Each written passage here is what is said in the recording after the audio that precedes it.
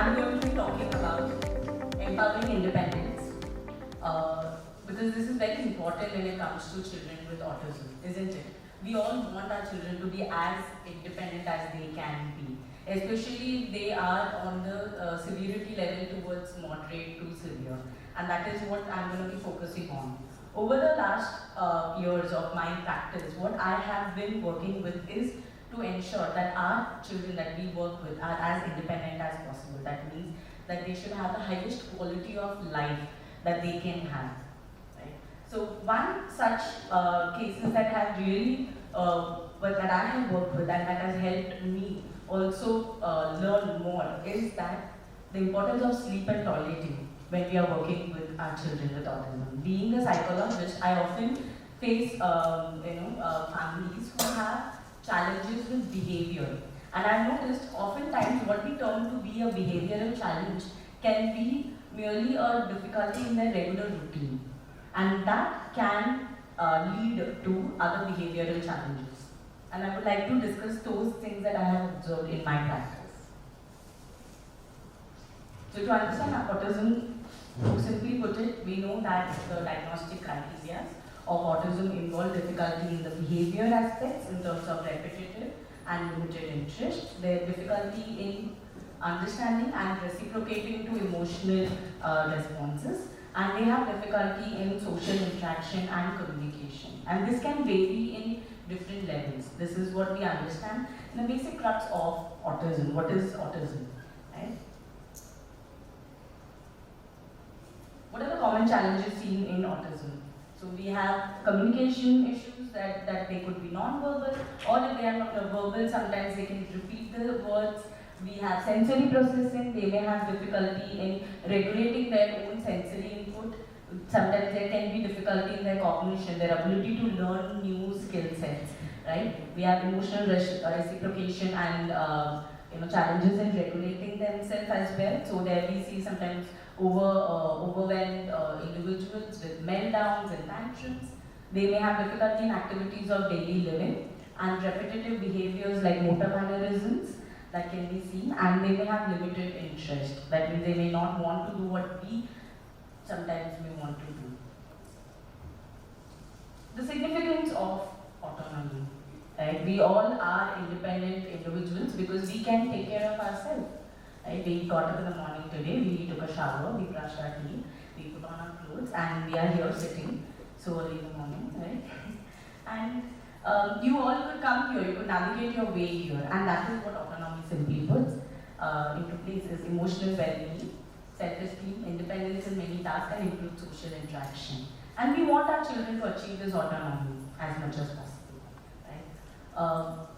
The ability to make choices.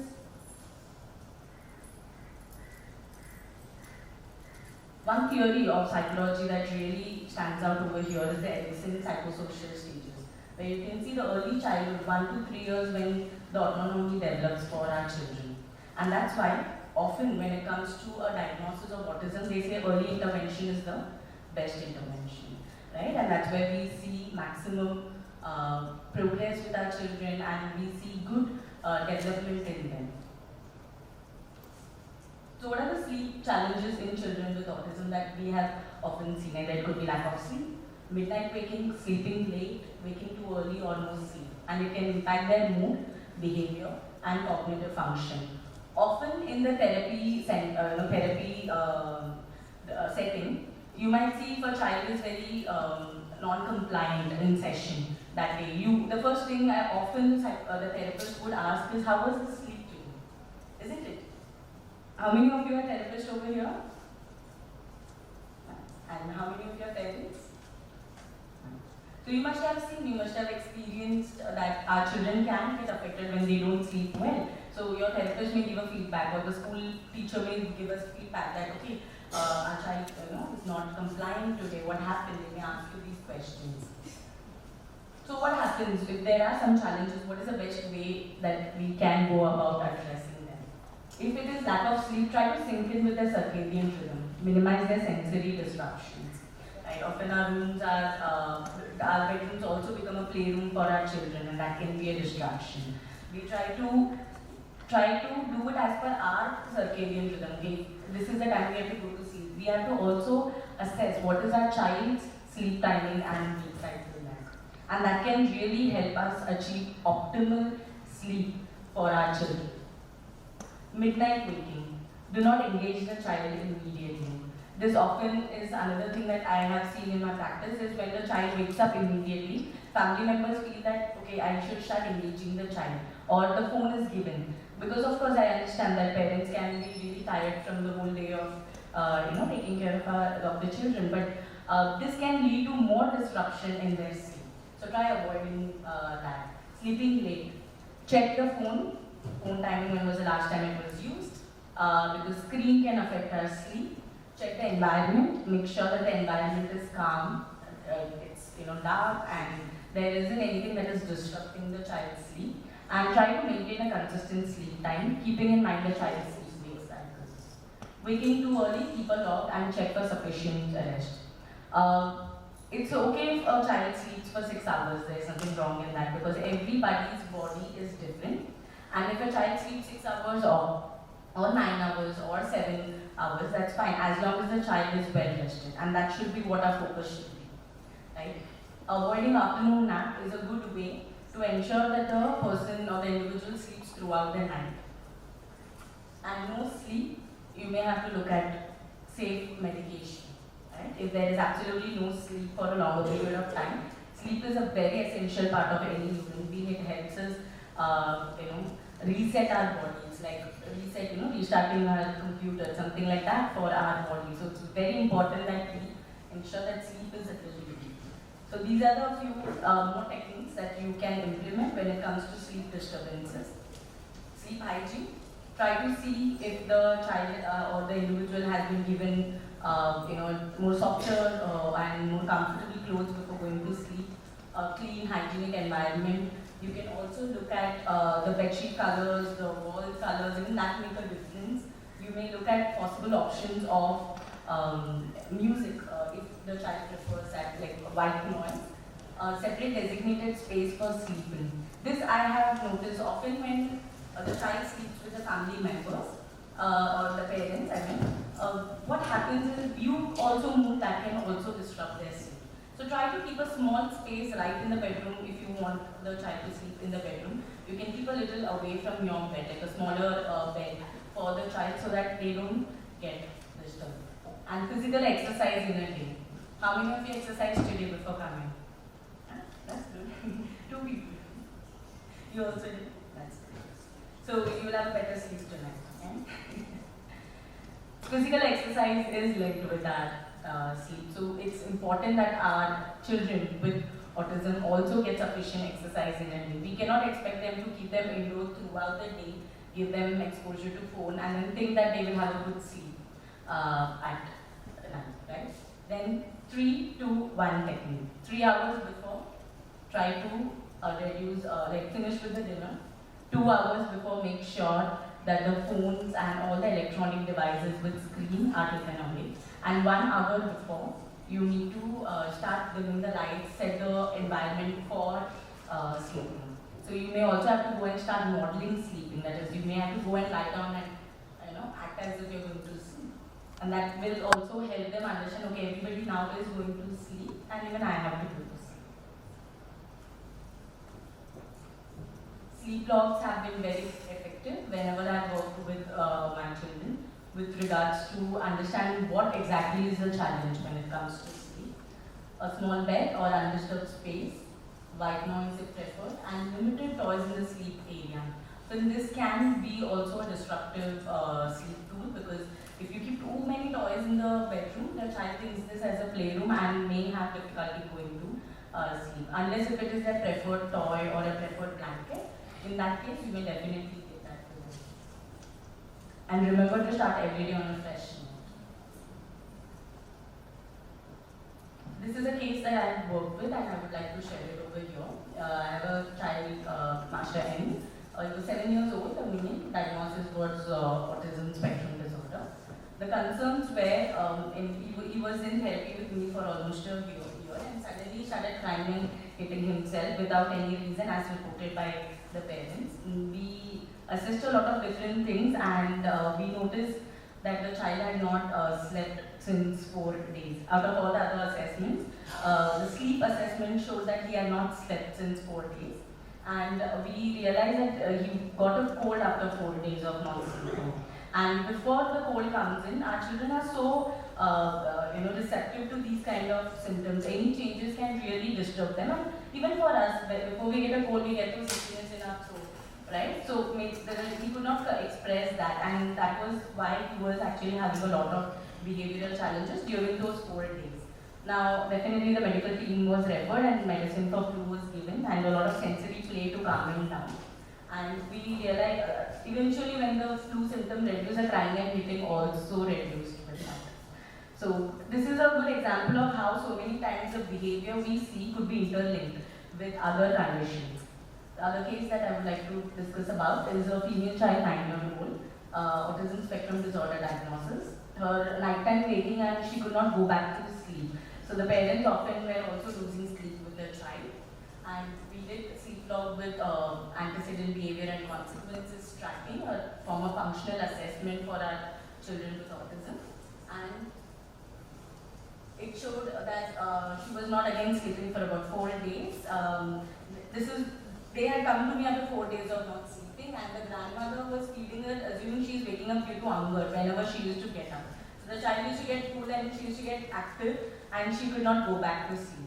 So what we suggested was to not feed her immediately, to kind of ignore whenever she wakes up and you continue to sleep. Because parents, your reaction also can affect our children, right? Eventually, she achieved going back to sleep after 3 weeks of consistent practice. So these are just an example of how so many times our own reaction to what is happening can have such a huge impact on our children's ability to regulate and do their routine. Toileting challenges. Whenever there is a difficulty in toilet training, and this is very important, right? Toileting is a very essential independent skill that children with autism will have to achieve, and it's never too early to start. You can start training them as early as 2 years and 3 years. And with the use of, because of the use of diaper also, even in neurotypical children, we are seeing a delay in toilet training these days. And this can affect their ability to learn. So the earlier we start, the better it is. So one of the challenges that we face is difficulty with toilet training, sensory sensitivities. They may not like the pot, they don't want to sit over there. Communication challenges, they are unable to convey when they want to go. There could be constipation related and gut related issues. They are not defecating in appropriate area. This is another thing that we have seen. And or only toileting in diaper. So the child wants to go but will not go unless a diaper is given to the child. Playing with feces and nighttime, bedtime bedroom. Yeah? So these are some of the common challenges that we see when a child who has a diagnosis of autism. It can increase their dependence on family members and caregivers, social difficulties, and decrease self-esteem. So whenever there is a difficulty in toilet training, I would suggest start with a log. A log can go a long way for especially parents. I understand that the majority of the people over here are parents, right? Yes. So 3 months or 6 months consistently practice toileting. We cannot just do it once a week or on Sundays and then think that our child will learn it. How long did we take to learn ABCD? 3 years? We kept singing it, right? Yeah. So know that consistency is the key when it comes to toilet training. Sensory sensitivity is creating a calm, sensory friendly bathroom. Maybe our child is not comfortable with the environment or with the toilet pot that you're using for training the child is not comfortable for him. Try exploring those things as well. Communication challenges, you can use social stories and communication tool. The first thing that you should focus on is ensuring that the child is able to convey by using either picture or by action if the child is unable to convey something verbally. Constipation, look into food intake and as well as medical aspects. Food intake with, sometimes if our children are picky eaters, this can also affect.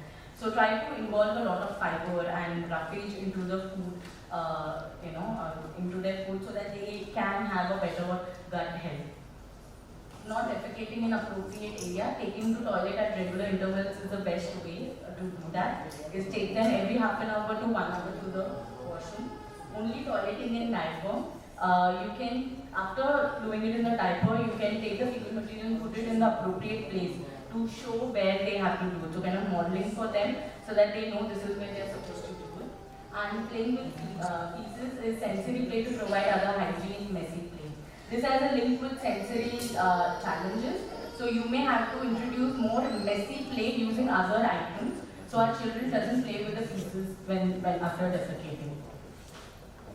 Nighttime bedding, schedule toilet visit. So even if the child is sleeping, if you feel that this is the time period usually they go, you need to wake them up and take them to the washroom.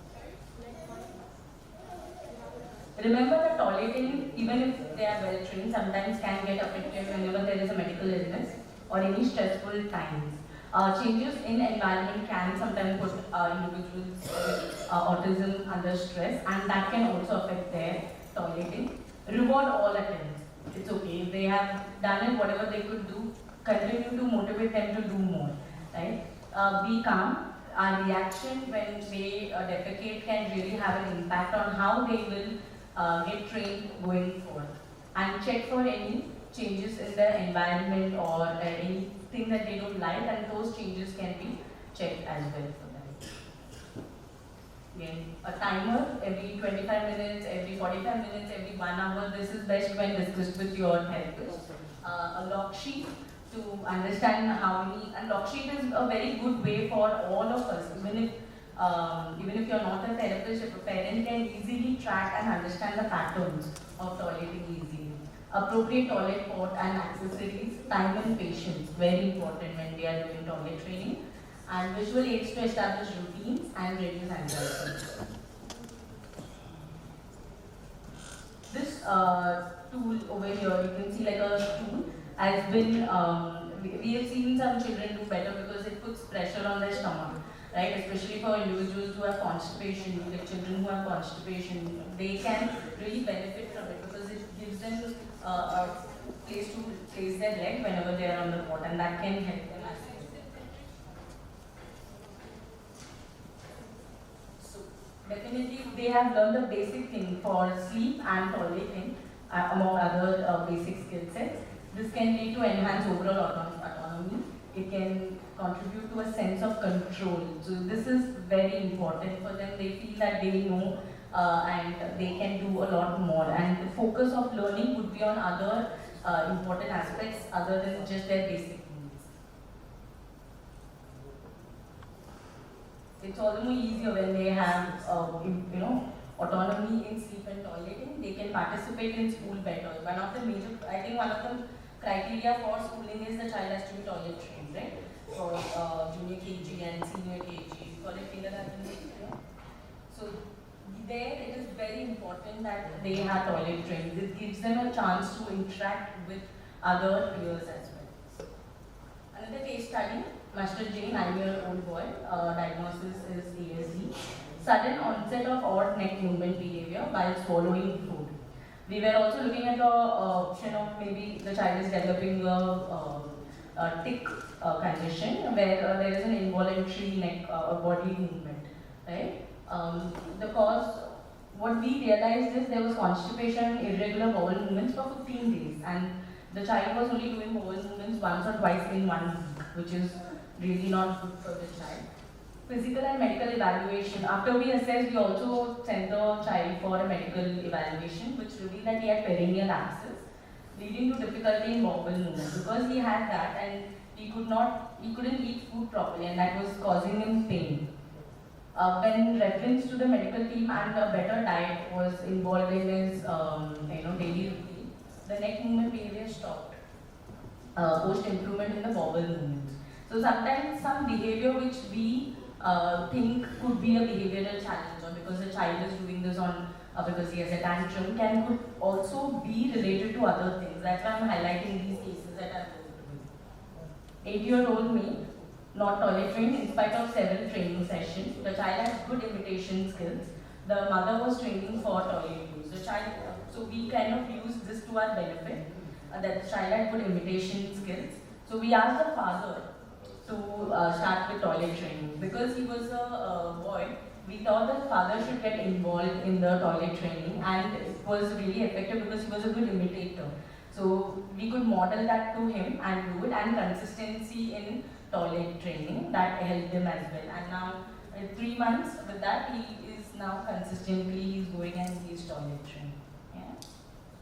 So time and patience really plays a very important role.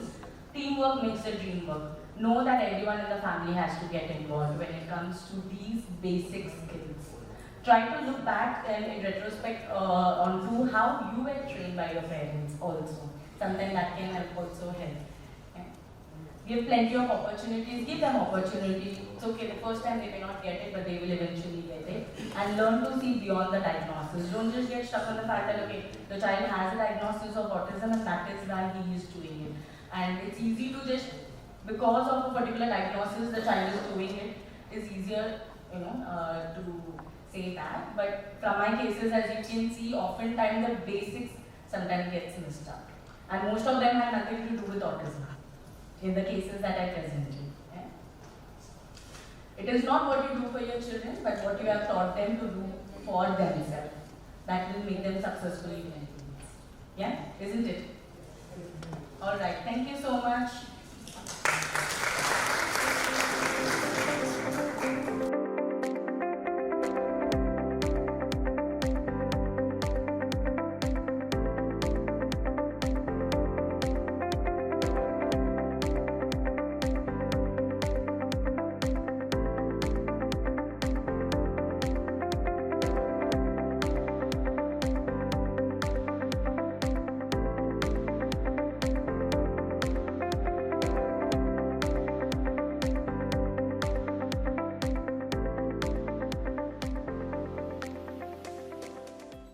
Good morning, everyone.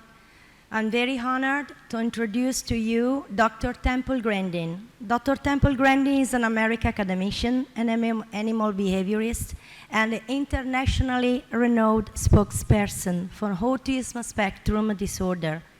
Grandin is one of the first autistic people to document the insights she gained from her personal experience of autism. She is currently a faculty member of Animal Sciences in the College of Agricultural Sciences at Colorado State University. Based on her experience, Grandin advocates early intervention to address autism and supports teachers and professionals who can redirect the children with autism right in fruitful directions. She has been an outspoken proponent of autism rights and neurodiversity movements. In 2010, Temple Grandin was listed as one of the 100 most influential people in the world by Time 100, which named her in the Heroes category. In 2011, she received a double helix medal and has received many honorary degrees from many universities, including McGill University, Swedish University of Agricultural Sciences, Carnegie Mellon University. Grandin has been featured on major media programs. She was the subject of the Emmy and Golden Globe winning biographical film Temple Grandin. In 2018, Grandin as a feature in documentary This Business of Autism, which explore autism employment and the success story of autism employers. She has been written up in Time magazine, People magazine, Discover magazine, Forbes, and the New York Times. She is best known for designing the Hug Machine, which is a deep oppression gadget planned to calm extremely sensitive people, ordinary people with autism. Temple Grandin, thank you. Hi, I'm Temple Grandin. I'm a professor of animal science at Colorado State University. In fact, I've been at Colorado State University for a long time. And I have autism. I had no speech until age 4. And I was very, very lucky to get into some very, very good early education. I cannot emphasize how important it is to get little 2-year-olds and 3-year-olds who are not talking into therapy. And if therapy is not available, then you get grandmothers to work with the child. Get grandmothers that know how to engage that child. Teach them how to take turns at little games. Let's say the kid's lining up blocks. Then have the child take turns with you lining up the blocks. Also, you want to teach speech. I want to give you a hint. Slow down when you talk to these kids. Slow down and give the child time to respond. These kids are like a phone with bad service. You have to wait for it to download the web page. That's how these kids are. So I want to work on speech, turn taking at games, and then skills, things like washing your hands, brushing your teeth, putting a shirt on, basic skills. And if you're getting good progress, the kid should like going to therapy. The child should enjoy therapy. And if therapy is not enjoyed, then you're pushing them into sensory overload. But I cannot emphasize it enough. You have little 2- and 3-year-olds that are not talking. You must start working with them now. Absolutely now. Now, my very first slide shows a picture of me teaching my class. I'm a college professor. And there's been a lot of issues about identity recently. And my identity is my career. I'm now 76 years old. I've taken my speaking engagement money and paid to put graduate students to the university. I have 3 that are now professors. Very proud of them. And so becoming a successful university professor and designer of equipment has really made my life worthwhile. The next slide talks about brain variability. Autism is a continuous trait. You can go from slightly awkward and nerdy to somebody who's nonverbal that may have severe epilepsy and mobility issues. It's a very big spectrum. And a brain can either be sort of more cognitive and thinking, or a brain to be more social, emotional. And in the mildest forms, it's a personality variant. The other thing I want to warn you about diagnosis is over the years, doctors have changed the diagnosis. Back in the 1980s, to get an autism diagnosis, a child had to have a definite speech delay.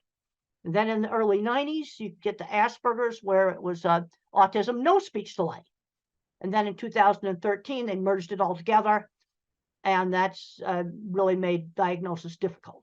But if you have a child that's not speaking, you need to be working with them. And if they don't gain speech, then what you need to do is give them a way to communicate.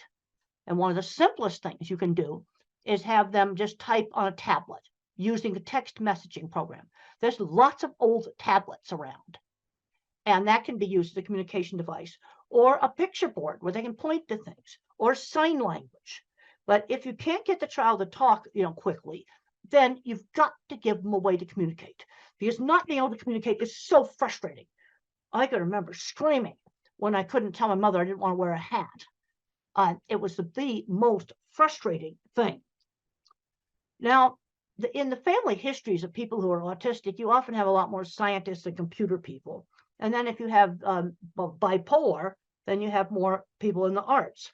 Now, a lot of famous people probably were autistic. Thomas Edison is shown on the next slide. He probably was autistic. And on my next slide, Einstein is shown. He had no speech until age 3. He would be in an autism program today. And he was one of the most brilliant mathematical geniuses of all time. Now, the next slide shows a picture of a launch pad. I am a real NASA geek. I really love this outer space. I wanted to go into aeronautics, but I couldn't do the math. But I love outer space. I got to visit this launch pad. Really, really cool. But there were a number of people working at NASA on things like building a launch pad and designing control rooms. They're autistic or dyslexic. When I was building equipment out in the plants, I worked with people that owned big metalworking shops that were probably autistic or dyslexic. They were the kids that were bad at math, but they could build anything. Now, the next slide talks about emotions being different. I have emotions, but the things I get emotional about is really cool stuff. Like getting to go to Cape Kennedy and watching a SpaceX launch. That was just the coolest thing. And then looking at live video feeds of some astronauts, going up to the space station in those really cool spacesuits. That's the kind of stuff that gets me turned on. And a lot of fully verbal individuals with autism don't have many friends. I'll tell you how to get friends. Friends who shared interests. You get together with the people that like horses, or you get together with people who want to train dogs, or you get together and have a chess club, or you go into robotics club, or you're in music, doing music together. Friends who shared interests. I was bullied and teased in school, and the only places I was not bullied and teased was friends who shared interests. And for me, it was model rockets, electronics, circuit boards, and horses. Those were places where I had friends. For somebody else, it was something different. Now, I got very emotional. The next slide shows a picture of Saturn. We can skip over that. And then the next slide shows a little Voyager satellite. This satellite is really, really getting old. But there's an ancient old scientist, he's in his 80s, named Ed Stone. He is still communicating with it. Yeah, still communicating with it. I get emotional about that. Ed Stone is communicating with this ancient satellite. I think it's 40 years old now. And it's his life. You see, I can relate to that because it's just something so cool. The next slide shows the ultimate NASA geek out. I got to sit at the head controller's station and mission control for the old space program. It's a picture of me there. Now, the next slide I talk about, just don't get hung up on the labels. Too often, I'm seeing kids where you're getting too much into the label. They say, well, the kid's got a label. He's not going to be able to do anything. I've heard this over and over and over again. He's not going to be able to do anything. Even with some of the kids that have physical handicaps. They'll say, well, he can't walk. They'll never go to school. They'll never get a job. But I worked with a lot of autistic people that owned businesses. This is what really frustrates me. So don't get hung up on the labels. Okay, we have a 3-year-old that's not talking. Let's work on getting them talking. And we also have to get them out doing things. Don't just hide the kid at home. Take them out shopping and turn shopping into a learning experience. Well, let's talk about different kinds of rice. I know in India, there's all different kinds of rice, curry sauces and things like that. Let's let him pick out some of the things. Or you can say, well, Dad likes this food. Go get it off the shelf. Turn it into kind of a turn-taking game. Get them interacting, getting them to help with chores in the house. Now, I have grandparents. On the next slide, grandparents come up to me all the time, and they discover they're autistic when the kids get diagnosed, and they would be the milder type, probably with no speech delay. And where that diagnosis really helped that adult is it helped them with their relationships. That's where it really, really helped them. Because then I had a lady come up to me at the airport, and she said to me, well, that my book, Thinking in Pictures, helped her understand her engineer husband. Here's my book, Thinking in Pictures, my old autobiography, Thinking in Pictures. She now understood her engineer husband, who now that she had found out that about autism. These kind of things are coming up all the time. But I'm seeing too many kids today ending up playing video games all day, and they're not doing anything else. They're not working in the video game industry. And I don't recommend the video game industry because a lot of that work's going to get replaced by artificial intelligence. I'll tell you the work that's not going to get replaced. Kinds of stuff that I did. Fixing motorcycles. That's not going to get replaced. AI is not going to do that. Hands-on jobs, a nurse, somebody who's a very good motorcycle mechanic. That's not going to get replaced by AI. And since I've been traveling really heavy now, I'm seeing lots of elevators that need fixing. And AI is not going to fix elevators, and elevators are not going to go away. So I'm going to tend to really emphasize the hands-on jobs because those are the jobs that AI will not take out. It's going to take out some programming jobs. Now, the next slide shows me standing in front of the vehicle assembly building.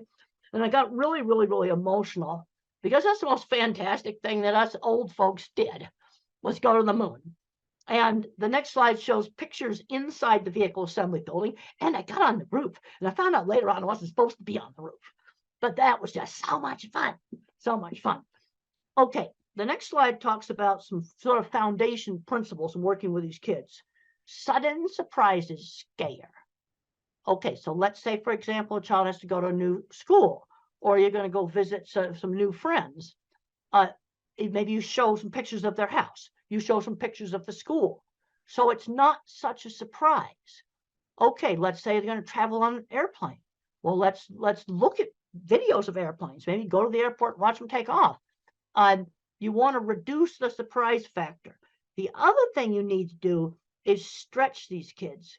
We don't force them into something where they're going to get into sensory overload, but stretch them and then give them some choices. Well, we could do this game or that game. We could go to this store or that store. You give them some choices, and we've got to limit the amount of time they're spending just tuning out on phones and other electronics. Now, don't recommend it, banning it. Don't want to ban it. But what we need to be doing, an hour a day is plenty.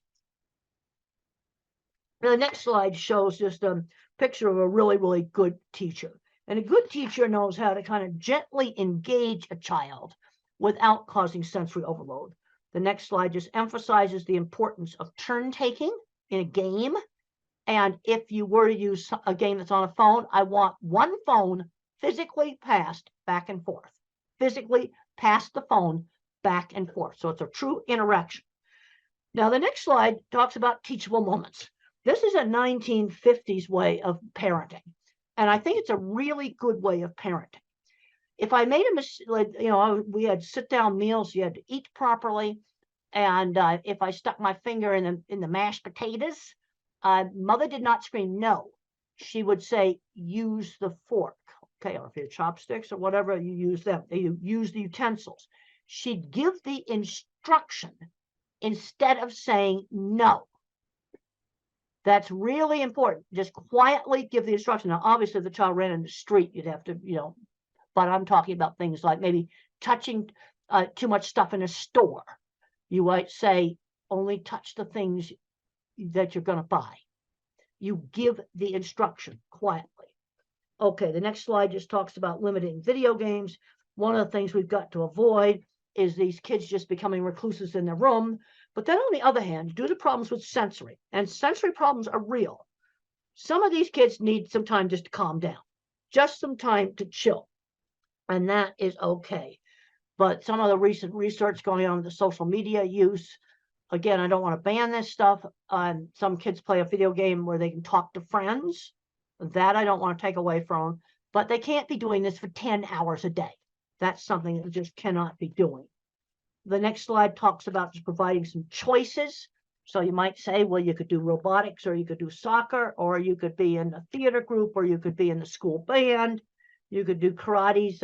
Cub Scouts is an American program for kids where they learn camping and other skills. So we're going to get out and we're going to do things, but you give them some choices. Now, the next slide shows a little child blocking his ears. Sensory problems are real. That's part of autism. And one of the ways to help a child that's afraid of something that's really, really noisy is to let them control it. Hair dryers, vacuum cleaners. Let the child turn that thing on and off where they control it. And I've talked to several families where the vacuum cleaner went from the most hated fear thing to their favorite toy when the kid could control it. Same thing with car horns. Let the child beep it. Now, if some kids wear ear protectors all the time to block out sound, if you wear those all the time, sound sensitivity will get worse. That is something you do not want to do. But to give you control, you can have those headphones with you all the time. Have them with you. They can be around your neck. They can be on the top of your head. Have them with you. And then you only wear them when you get in a really noisy place like the train station. Okay, so if something really noisy like that, you wear the headphones. But the rest of the time, you have them off, but you have them with you. You see, this control is so important. And then another thing we have to be looking at is problems with flickering on LED lights. Some LED lights flicker. I just found out one of my students who's not autistic, but sensitive, that our beautiful new lecture hall has lights that flicker. In new construction, let's try to not build that. Let me tell you how you can find them. Take this thing out here, right here, put it on slow motion video, and take pictures of the room. and you'll find the bad lights. So what do you do if you have a classroom with awful lights, which unfortunately, I just found out that our beautiful new classroom has awful lights. Well, there's two things you can do.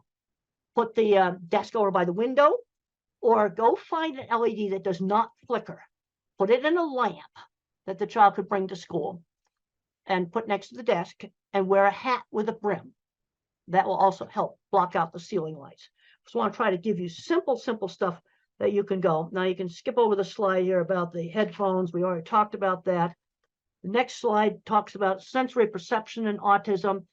And these sensory sensitivities are part of the neurobiology of autism. And they're very variable. Like, I do not have visual sensitivities. I teach classes in this classroom. I didn't see it flicker. You see, this is where autism is so variable. One individual or adult will have problems with lights flickering. Also, you can get it in some dyslexics, not all of them. Also, some head injuries too can also give problems with lights flickering. But sensory problems go with it. Then the next slide talks about just checking for deafness. Auditory threshold's normal, but there's a problem with auditory detail. It's very important when you're teaching these kids speech, slow down when you talk to them. Because when the parents talk fast, blah, blah, blah, blah, blah, blah, just want to blabber, you got to slow down when you talk to them. Give the child time to respond. They're like a phone with a bad connection. Give them time to respond. And even though the threshold for hearing a faint sound, if let's just give an example. If I said the word dog, maybe the child just hears oh. So when my speech teacher worked with me, they'd go dog, and then they'd go dog, really slowing down and enunciating the sounds. Now, there's three basic ways that speech can have problems. I had problems with hearing auditory detail. That's an auditory processing problem. Then I had problems with getting my speech out, almost like a stutter. But now the next slide just talks about echolalic kids. Echolalic kids are the ones that will recite TV show and movie scripts, things that they've listened to over and over and over again. But the problem is they don't know what the speech means. They don't know what it means. So what you have to do is find some lines from that movie that you can put in a real situation. I was just up in Canada, and a teacher told me that this little boy sung on Yellow School Bus, something he'd heard, Yellow School Bus. And I said, that's an easy one. When you go out to the school bus, which happens to be yellow, you say Yellow School Bus, that line from the script, just as you're going up to the yellow school bus. And you've taken that out of the script of some kids program thing that they've played over and over again. And then it tends to be something they've played over and over again that they pick up these lines from. The next thing I talk about is attention shifting slowness. You see, if you're a phone with only one bar of service, or a computer with a very small processor, it's hard for me to multitask. It's hard for me to switch attention back and forth. This is why multitasking jobs can be so difficult. Like a busy takeout window, or a very busy restaurant where they just have to dish out a lot of orders all at once. That would be a problem. The next slide shows it's an old study done by Ami Klin with some of the very early eye tracking software. And they watched a movie called Who's Afraid of Virginia Woolf, an old black and white movie. But look at how many times the normal person looked back and forth between the eyes. There's nothing in this paper about attention shift. It's all about social. The normal person looked at the eyes.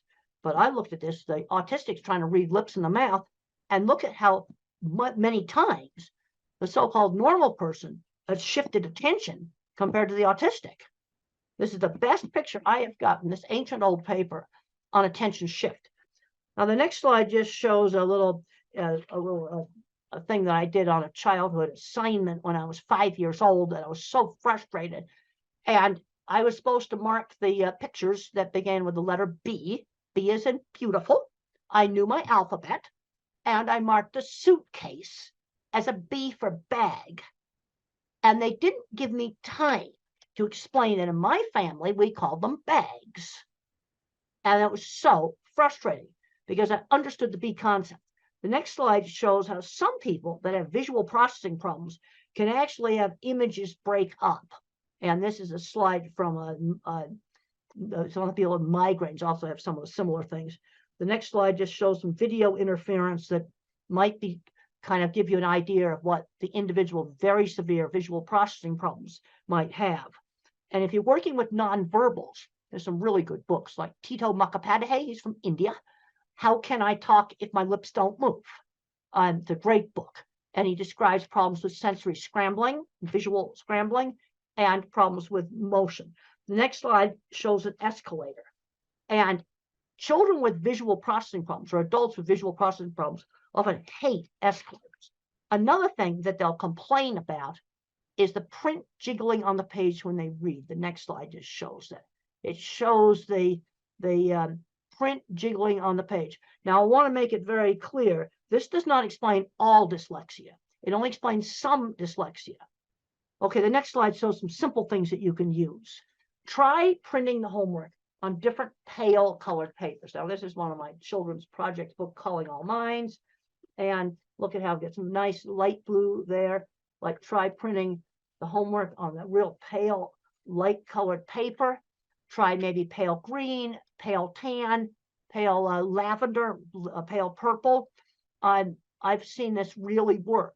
Experiment with different fonts on the computer. Experiment with different backgrounds. And that may work. It only works on a subgroup.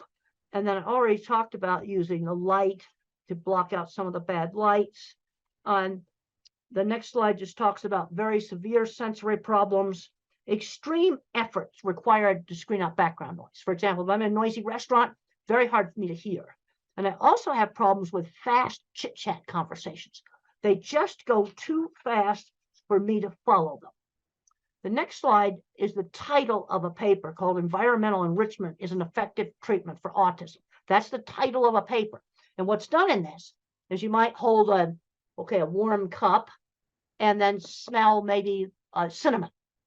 Okay, so you're stimulating two senses at the same time with a lot of emphasis on touch and smell. Or you might listen to music and hold a cold water glass. You know, very simple things. And what you're doing is always changing those things. And it has some efficacy. It's actually a evidence-based method as an adjunct. It doesn't replace speech therapy or something like that. Next slide are some of the really best books written by individuals who do not speak, but they have a good brain inside there. And my favorite is the one from India, Tito Mukhopadhyay, How Can I Talk My Lips Don't Move? Is my absolute favorite. It's available on Amazon as an ebook. These are all available on Amazon in ebook format, which makes them easy for you to get. And if you're working with a child that does not learn to speak, these books, you must read these books. You know, they're wonderful books, and you'll really understand. The next slide just shows some brains.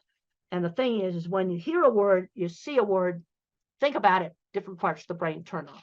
Now, where we've got a problem in the brain is lots of times with the interdepartmental communication between these different parts. The next slide just shows, next two slides just show some really cool brain scans that were done on me of the interconnecting circuits. And then we can go down to one that says axon projection field much less organized. One of those is mine, and the other one is a so-called normal one. And this explains why I had problems with expressive speech. I had less fibers for speak what I see. The next slide just circles the less fibers. And then on auditory, I got just a little tiny one. I'm not auditory. The thing I can't emphasize enough, it's showing in the next slide, there's a three-dimensional drawing drawn by an autistic child, develop the kid's strengths.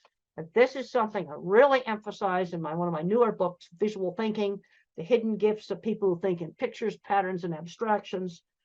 Work on the strengths. So how do you figure out what a kid's strengths are? Well, visual thinkers like me like to build things, and we like to do drawing. Art and mechanics, those two things go together. You might have another kid who's mathematical. Then move that kid ahead in math. Or another kid that loves verbal facts. These are history lovers. And move them ahead in the thing that they're good at. The next slide just talks about my ability in art was always encouraged. And I was encouraged to do lots of different art, because a lot of these kids just want to do the same anime character over and over and over again. And people get bored with that. No, we need to be broadening it out. I would draw a horse head. Let's draw the whole horse. Now, the next slide just shows how I see movies in my head. Everything I think about is a picture. Where the mathematical find things in patterns, I think in pictures. Also, really pay attention to detail. I've got a picture there of eclipse shadows through a tree. And being a visual thinker, somebody who really thinks in pictures, this was really an asset for me in animal behavior, because I looked at what the animals were looking at. That's what I did. Other people couldn't, that think in words. They couldn't understand, why would I want to look at what cattle were looking at? That's kind of ridiculous, but it's important. Next slide just shows seeing a car through the fence, picking up little details in the environment. Animals live in a sensory-based world. They don't live in a word-based world. They live in a sensory-based world. Next slide just talks about some things that have been learned about autism on auditory capacity, much really good pitch discrimination, hearing unexpected sounds. The next slide just shows a curved cattle handling facility. Being a visual thinker really helped me in my work. It was really, really good. The next slide shows how they recreated one of my projects for the HBO movie. And one thing about the HBO movie, Temple Grandin, that is available from the streaming services, it shows how I think visually. It is absolutely accurate on how I think visually. Next slide just shows starting my career in construction and design. And mentors are important. My mother, my speech teacher, my third grade teacher. I had a great science teacher who encouraged me and got me interested in studying. And then there was a man named Jim Uhl who saw my skills and mentored me in getting my business started. And the next slide just shows one of my drawings. One of the things I learned is when you're weird, when you go for an interview, I would just show off my drawings. I would just show off my work. Here's some right here that I like to show off on Zoom. I would simply show my work, show the portfolio, rather than just trying to do the interview. The next slide just talks about showing the portfolio. I would show off the work. Or if if somebody's really good at a lot of computer stuff, they might show off a computer they built, or show off some programming they did.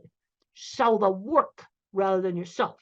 The next slide just shows big, complicated piece of equipment. Yes, I worked with people that had autism that built these things. This is what gets me very frustrated as I go back and forth between the educational world and the autism world and the industrial world. We have a big issue right now with skill loss.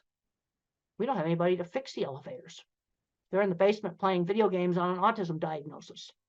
Next slide just shows some people looking at it, and just mentioned that there was a lot of autistic people that I worked with that owned shops.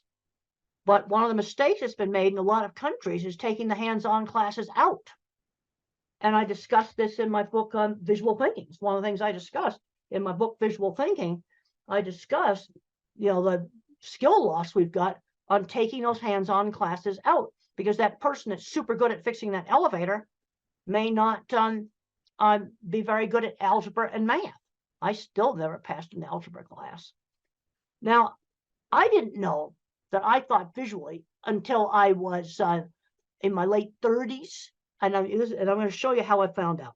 I realized this is one of the slides. I realized my thinking was different when I asked people to think about church steeple. Okay, why did I pick that out? Because it's something prominent in the environment that you don't own. Most people could see their own car or maybe see their own house if I ask them about it.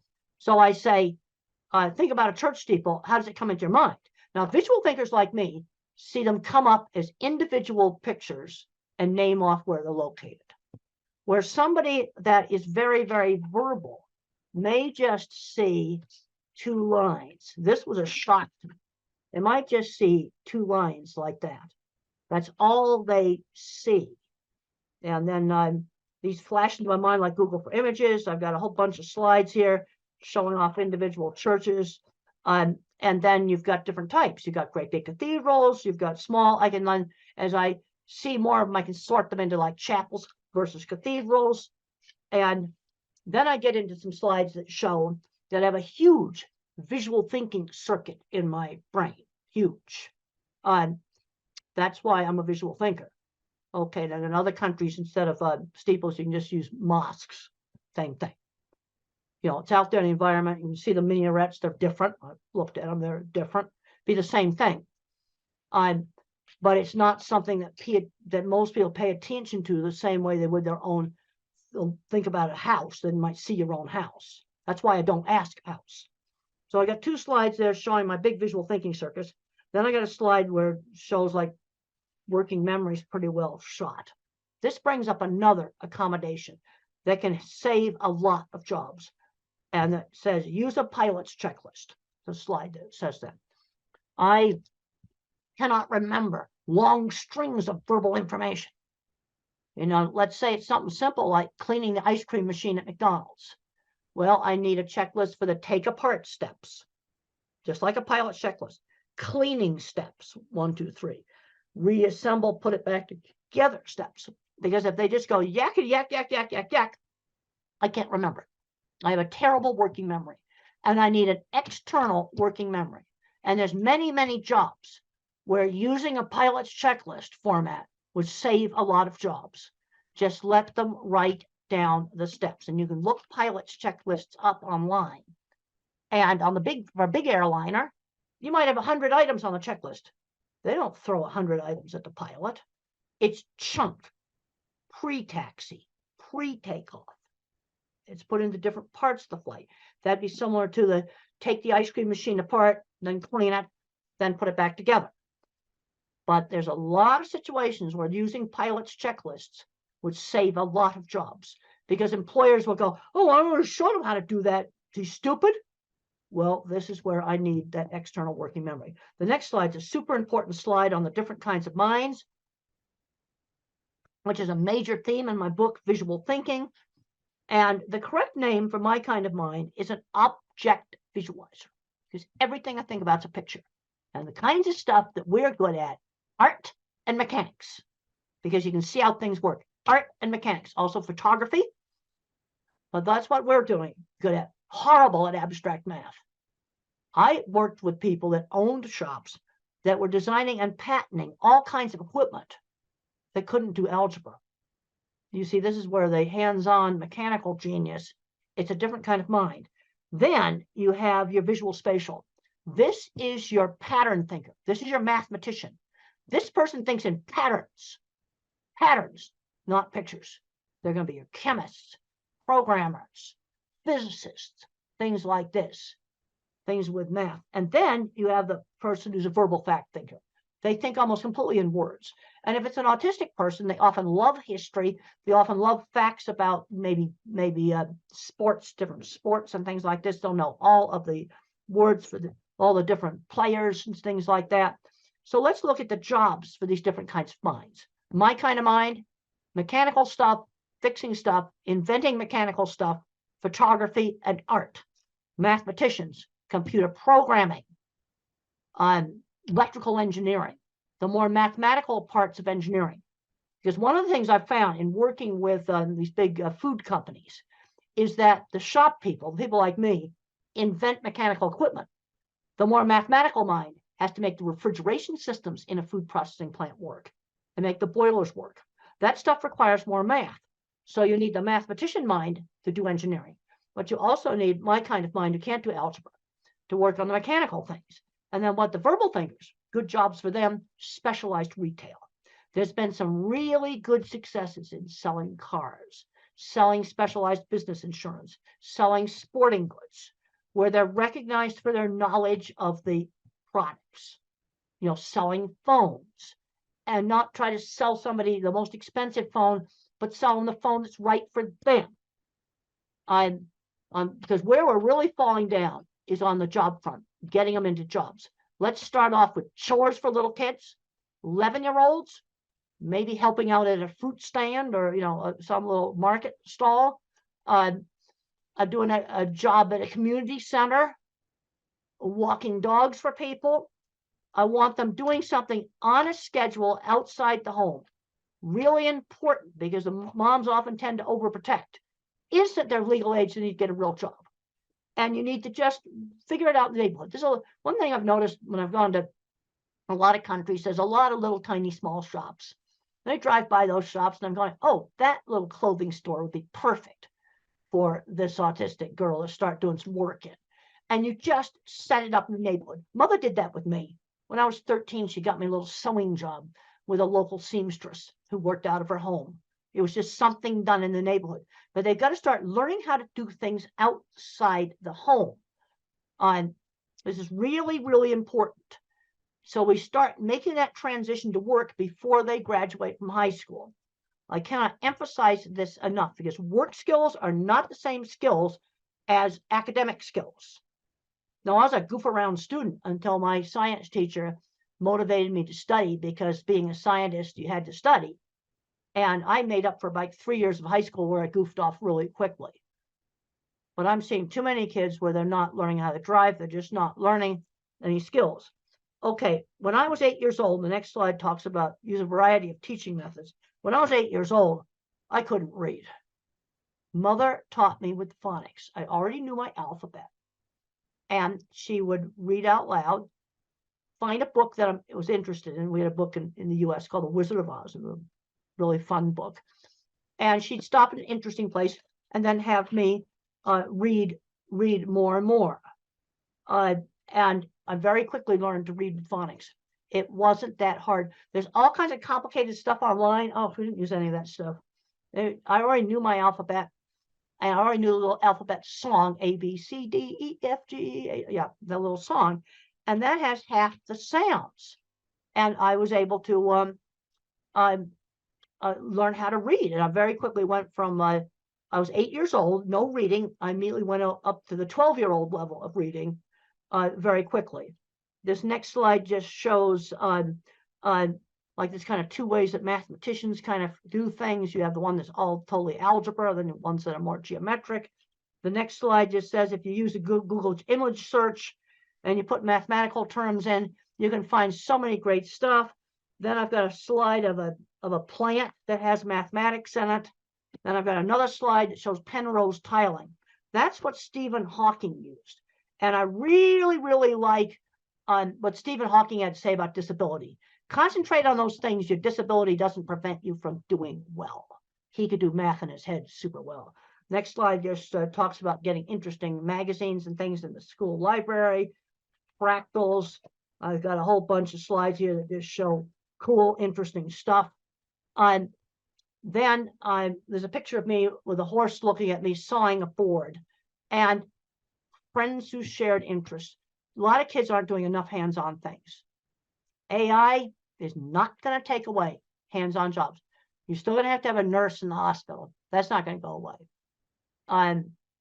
There's a lot of jobs like that, and jobs fixing things, mechanical devices. Yeah, there's a lot of things that 3D printers can do, but guess what? Somebody has to fix the 3D printer because it's a mechanical device controlled by a computer. And the next slide just shows some kids today, they don't know how to use a ruler. They don't know how to put a hose on a faucet. The next slide just shows a beautiful rainbow.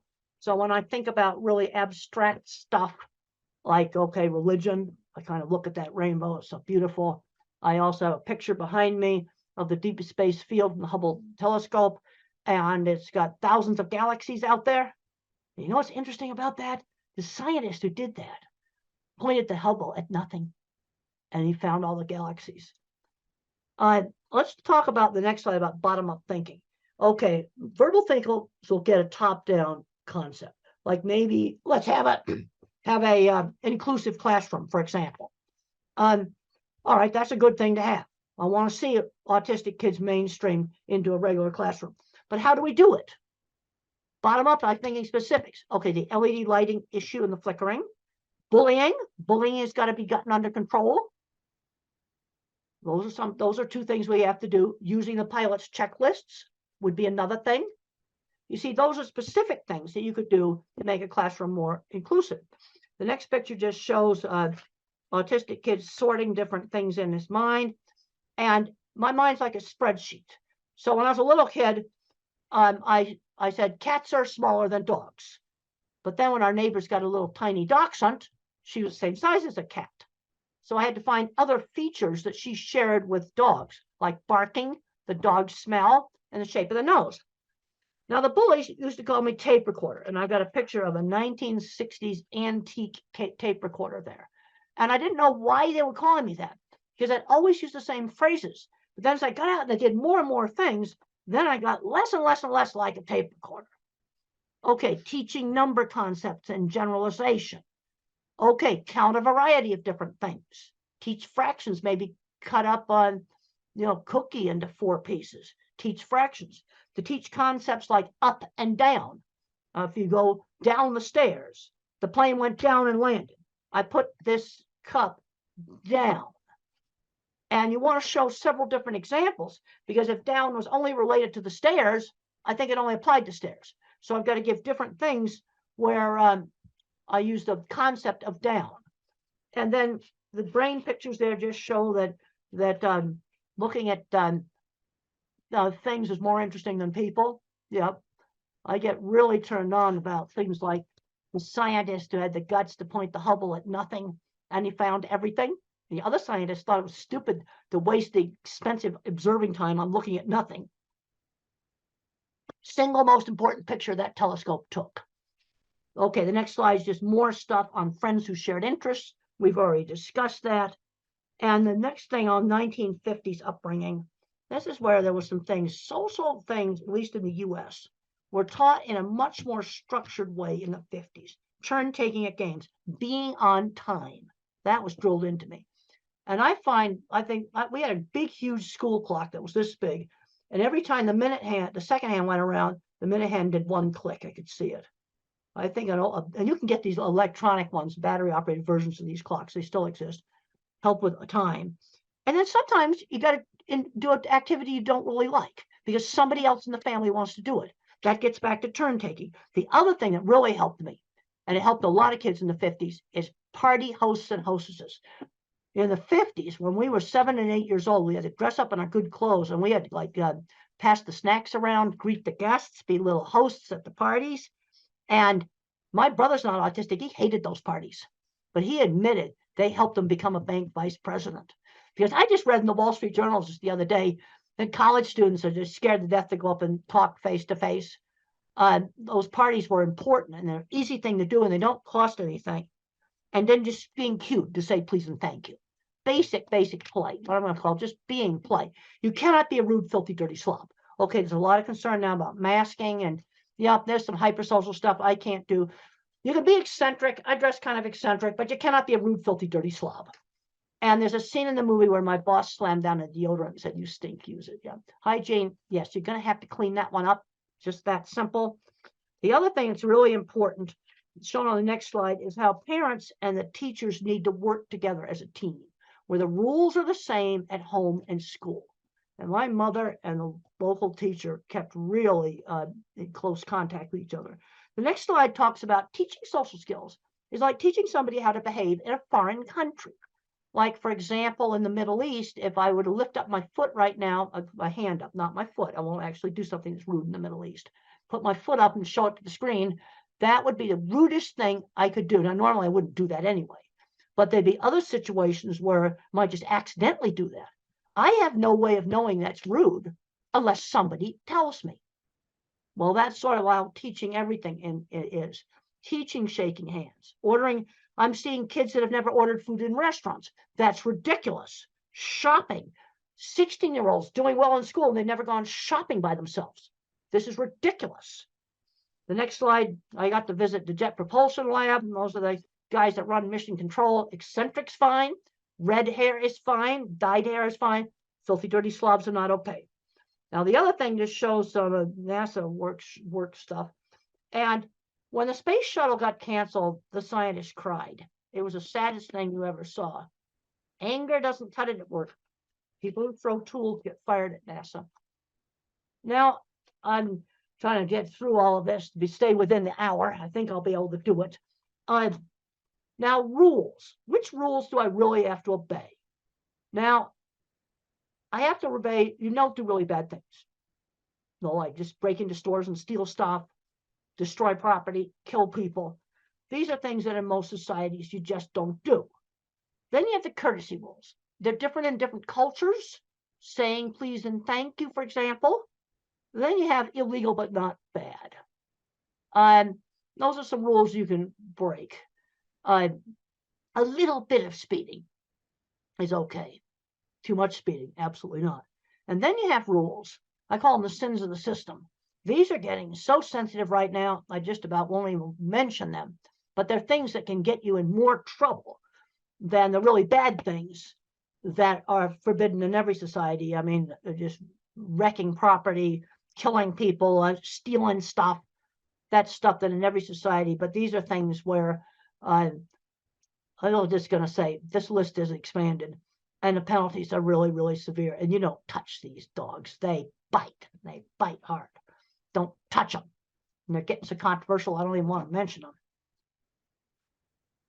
Okay, teaching values. Teach the golden rule, one specific example at a time. Treat others the way you want to be treated. So I'm thinking about the 2 wallets I got helped get returned at the airport. That's not Mother Teresa, but it's something good. Those people were very happy to get their wallets back. That's treating others the way you want to be treated. Also, the TV shows I watched in the 50s had much better values. Oh, see the rubbish that's on TV now today. We'll just leave it at that.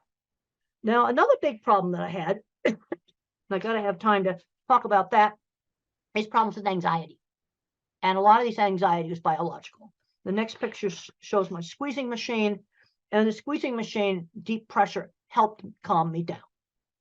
And for some individuals on the spectrum, deep pressure is really calming. I found out that my fear center was bigger than normal. The next slide.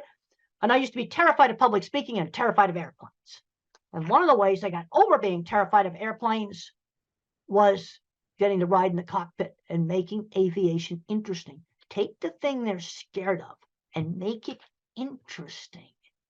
Things get interesting. They tend to be less scary. But I have been taking antidepressant medication for the last 40 years. I'm on an old drug. Okay, it's fully explained in my old book. And you know what? The meds haven't changed. The generic meds are the same stuff we had 25 years ago. And so thinking in pictures is still accurate. We just did some revisions just a couple of years ago on it. And if you're thinking about, especially for a teenager or adult taking medication, I'd recommend reading a chapter that I call A Believer in Biochemistry.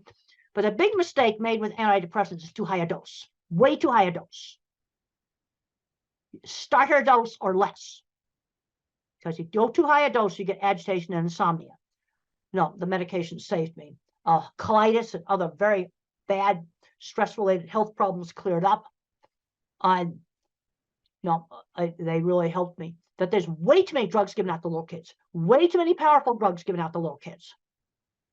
I've taken an old-fashioned antidepressant, Prozac or fluoxetine or sertraline, that's Zoloft, or Celexa. Some of these other drugs also work well. The next slides just show a rear view of my squeeze machine and how you can do cushions for doing deep pressure on children. There's another slide there showing swinging a child. And sometimes when you swing a child or when a child rides a horse, they say their first words because of the rhythm. Another slide just shows a weighted vest. These are things you can try. They don't work for everybody. See, this is the problem. Work for some and not for others. But if you work on kind of desensitizing to touch, that can be really, really helpful. You see, I could control the squeeze machine. Let's get back to this whole thing of control.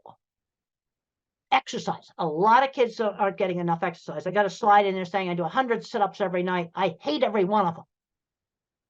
Burst of hard exercise really can be helpful. Really helpful. Then my elementary school life skills training, we talked about the party hostess. Another thing I sold candy for charity, and I was shopping by myself. for little toys. I got a little allowance, and I'd buy comic books with that. But if I wanted this little toy airplane, I had to save for 2 weeks. I was learning how to save money when I was 7 and 8 years old. The next slide just shows my work experience. I had a lot of work experience before I graduated from college. This is really important. I cleaned a lot of horse stalls. I had a little sign painting business, and I had to learn how to make a sign that somebody else is going to want.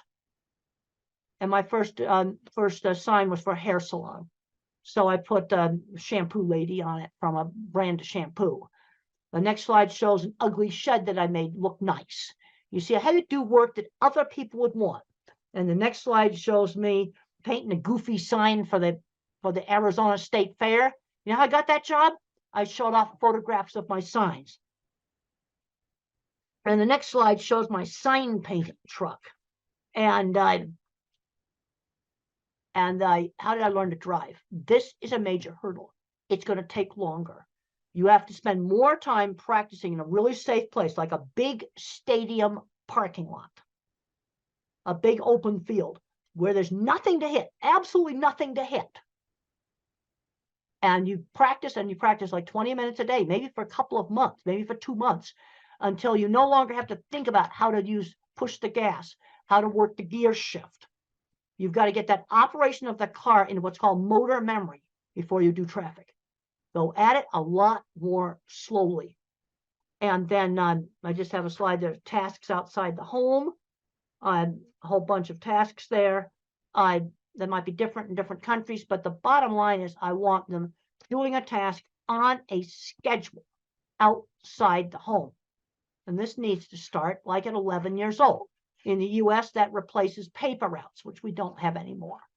Next slide just shows, Lego Mindstorms might be one activity.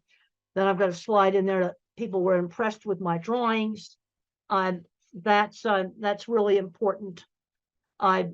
Then I've got a bunch of slides here that show selling myself rather than showing off my work. I got a whole bunch of slides on showing off work. Talk about showing kids interesting things. The other thing on getting jobs is we need to be getting in the back door. And there's a picture in there that shows the Swift plant where I first started, and I met the wife of the plant manager. Yeah, you see, use connections. And then there's my, I was wearing this shirt that's in the Cowgirl Hall of Fame when I met them. Using, connections to get into jobs, finding mentors. I know I'm running out of time here. Got to just rush through this. Finding mentors. My mother, my elementary school teacher. These are so important. And then I have a bunch of slides here that show jobs for the different kinds of thinkers. I don't think I need to read all of that to you. You can look at those. And then to finish up, I've got some stuff on medication in here. Let's try exercise before you try a drug. It's like, one of the big things that's a problem is way too many drugs are handed out like candy. That is wrong. And the medication I am on, the antidepressant, is, relatively mild medication. The other thing is try one thing at a time. So let's say you try a supplement, like a gluten and casein-free diet, for example, that helps some kids. Try one thing at a time. If you do a new school and a drug at the same time, you don't know what worked. This is just a basic thing. And no medication is going to give you 100% control of anything. Okay, now in troubleshooting behavior problems, you got to figure out, is the problem biology? Because you might have a nonverbal person that doesn't speak, and they got a stomach ache, and they can't tell you about it. That's going to make a lot of behavior problems. That's biology. Or maybe there's certain loud sounds bothering, or that's biological. Now, behavioral, sometimes you do things to get attention.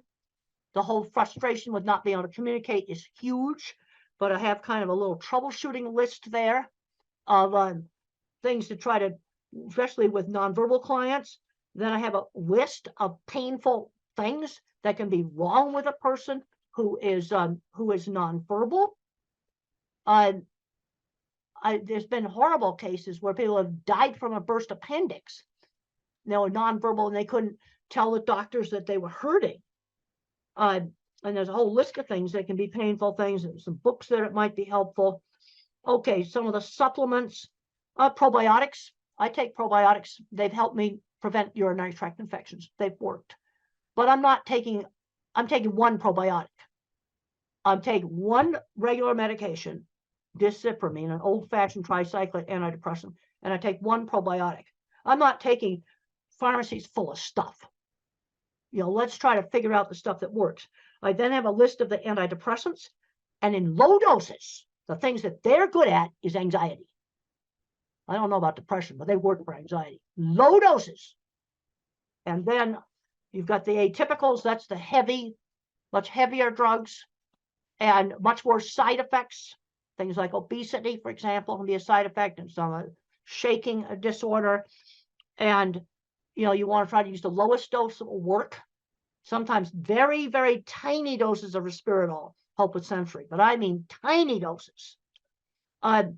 Another low dose principle, use the lowest dose that works. And then for some of the problems with anxiety, sometimes blood pressure pills work. And I've got a slide there that has blood pressure meds on it.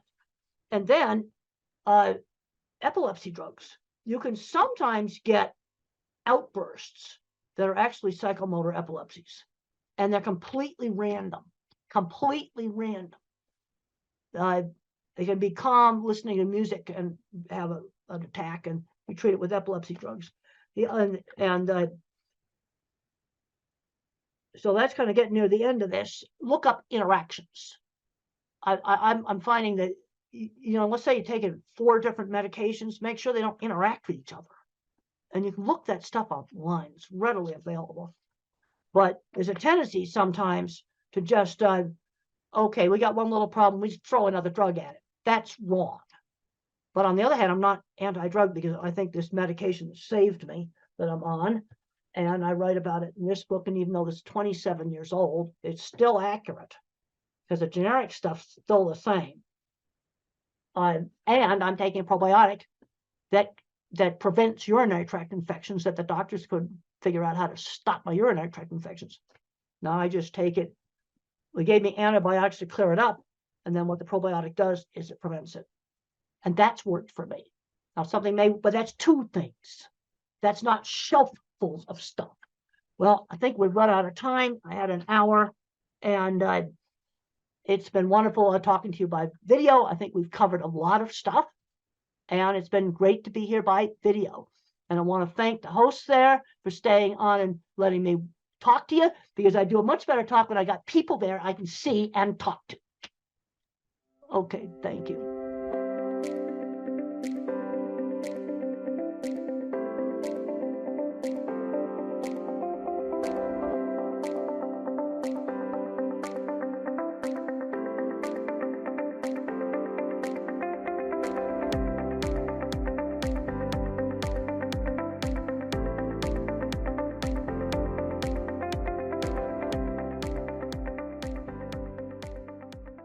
You're going to hear from 3 mothers who are having autistic children and very good professional doctors, 2 of them. So maybe I can start as a parent, and I know most of us parents here would be wondering, especially parents from Africa.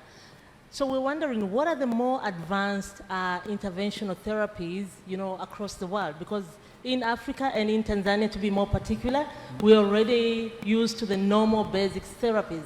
So we would like to know from you, doctors, what are the more advanced, intervention therapies out there? Yeah.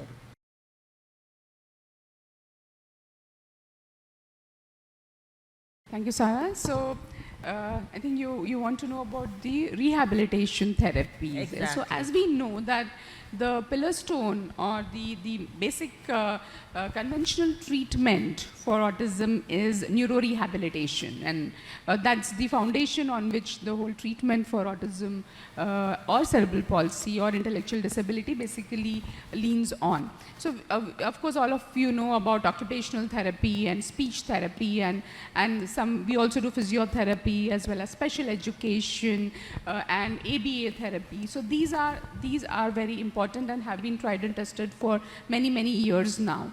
But what we also have, especially in India now, we have aquatic therapy. So aquatic therapy is, children love water, right? So basically if you make them like swim in water or do specific therapies in water, they calm down better and it helps them concentrate better, their coordination improves. So coordination is one of the major issues in children with autism. So aquatic therapy has a big role to play in a comprehensive part, as being part of a comprehensive treatment for autism. Apart from that, of course, sensory integration therapy.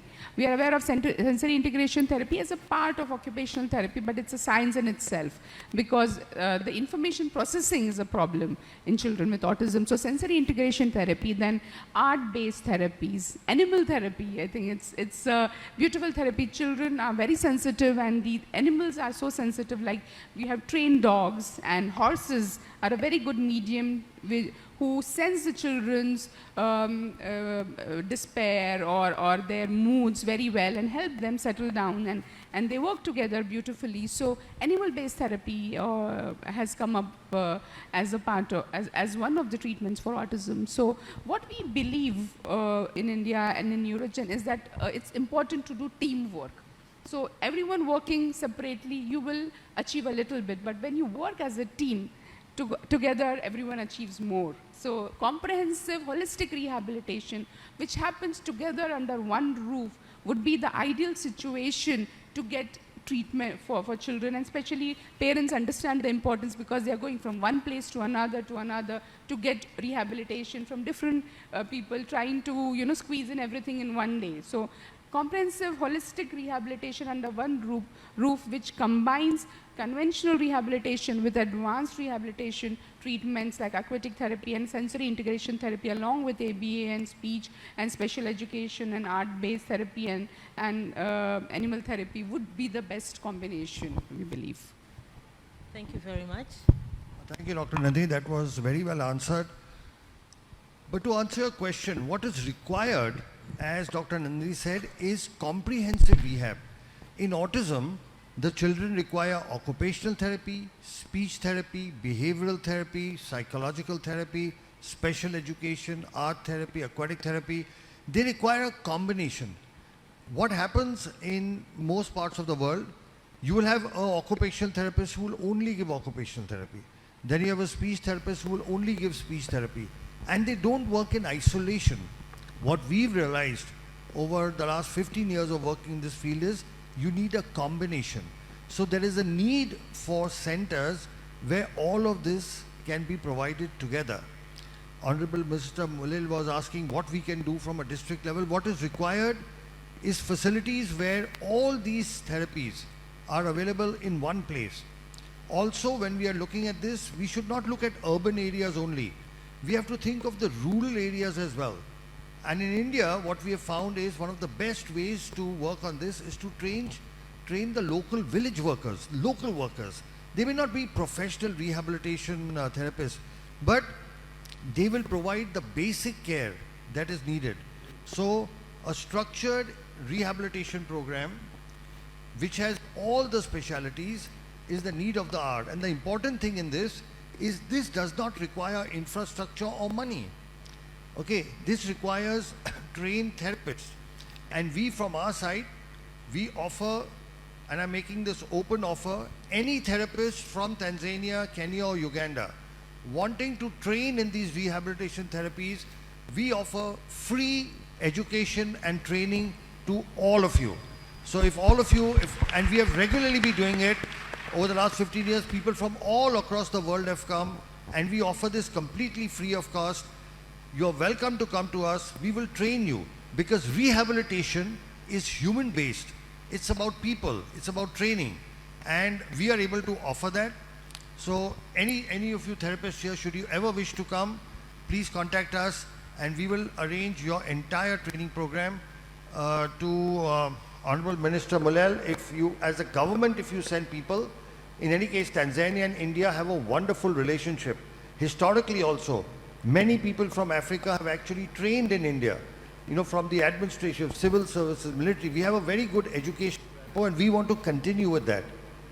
And we will offer training, comprehensive, very good training at no cost at all. So this way we can improve the basic of this thing, and we are also willing to conduct training programs here. We've already conducted several training programs. We've conducted in Kenya very huge 1-week programs where our people, so in case it's not possible for people to come, we come and train again at no cost at all.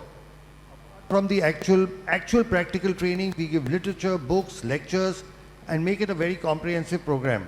So that, I think, will be part of our Tanzanian-Indian partnership as we go ahead. Thanks very much, Dr. Sharma. I think, one, I like the assurance that you can train, your institute can train our therapists. I think that's very positive for us as parents and as professionals. Thanks for that. And I'll ask Madam Kate to go.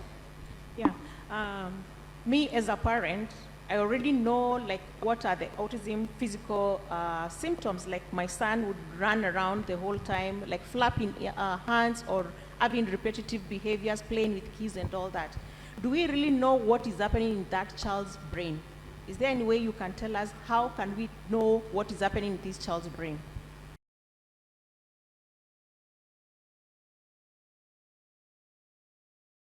It's really important because so many parents come to us and say, oh, my child looks absolutely fine. What exactly is wrong? You know, people say that there is something wrong in the brain, but how do we know?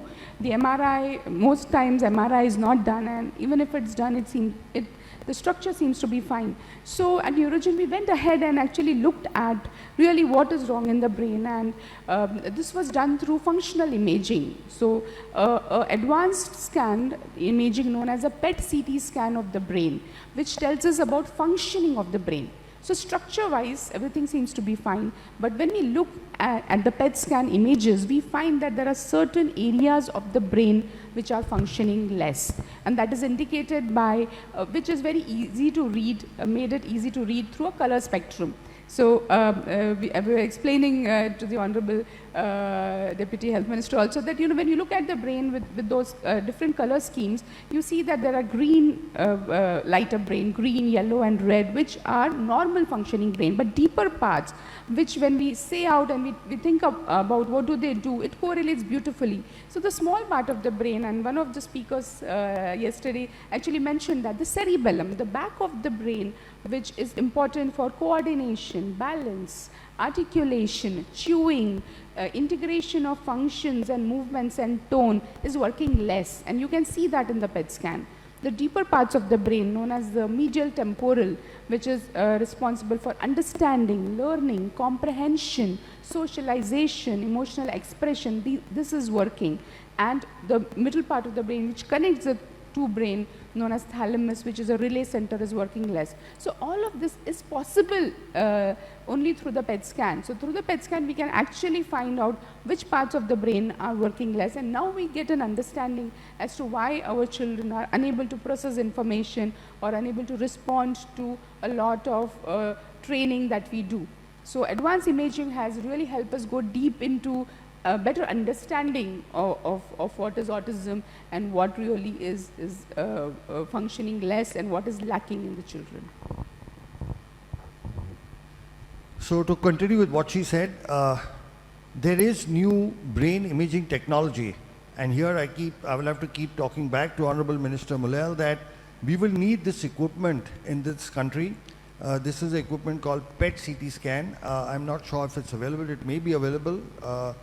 This is modern functional imaging, which actually tells us which parts of the brain in children with autism are not working. So if it's there, that's great. We can actually start, investigating and looking at our children. But what is functionally, as Dr. Nandi said, has been found. So if I were to divide our brain into an upper brain or a higher brain, which does the thinking, the intelligence, the executive function and all of that. And then there is a little lower brain, the smaller brain called the cerebellum and the medial temporal brain. This is responsible for the primitive instincts. This is responsible for, the basic reflexes that we have. Now, what we have found in our research, and we were the first to do this in the world, and we've published our work in a very prestigious journal called the World Journal of Nuclear Medicine. We have for the first time shown the world that there are parts of the brain that are what is called hypermetabolic or not working properly. And this corresponds to the symptoms. So now for the first time we know why our children cannot talk, why they cannot read and write, why do they have all the behavioral issues, why can't they make eye contact, why can't they, take care of their daily activities like, brushing, bathing, food, etc. Why can't they process information and comprehend? Because there is a part of the brain that's not functional. For example, let's say if any of you developed a fracture of your leg, would you be able to run? Would you be able to walk? You would not be able to stand. It's not your fault. It's just that if your leg is fractured, you can't walk, run and move around. But if your fracture was fixed, now you'd be able to walk. Now, this also answers a question that many parents have. Many of you will say, we have done all the rehabilitation possible and still our child is not improving. Okay, are there parents who will say that? There are parents who will say that, right? That we have done all the rehabilitation possible, our child is not improving because presently we are doing rehabilitation on brain that is not functional so much. But now there are medical technologies that can actually help improve this function. So understanding is the first step towards getting a solution. And today with the brain, the understanding comes from modern imaging techniques which include PET CT scan, MRI, EEG. MRI and EEG is available easily. But a combination of this gives us an insight. And once you have an insight into the problem, now you can find solutions. Thank you so much. I think that's wonderful. I have a question as you speak. So there is this brain, you've done your imaging, you've done the PET scan, you found there's something in the brain. I've heard there are new treatment modalities, hyperbaric oxygen, therapy, ozone. What is the role of those treatments in either treating or alleviating the symptoms of this brain?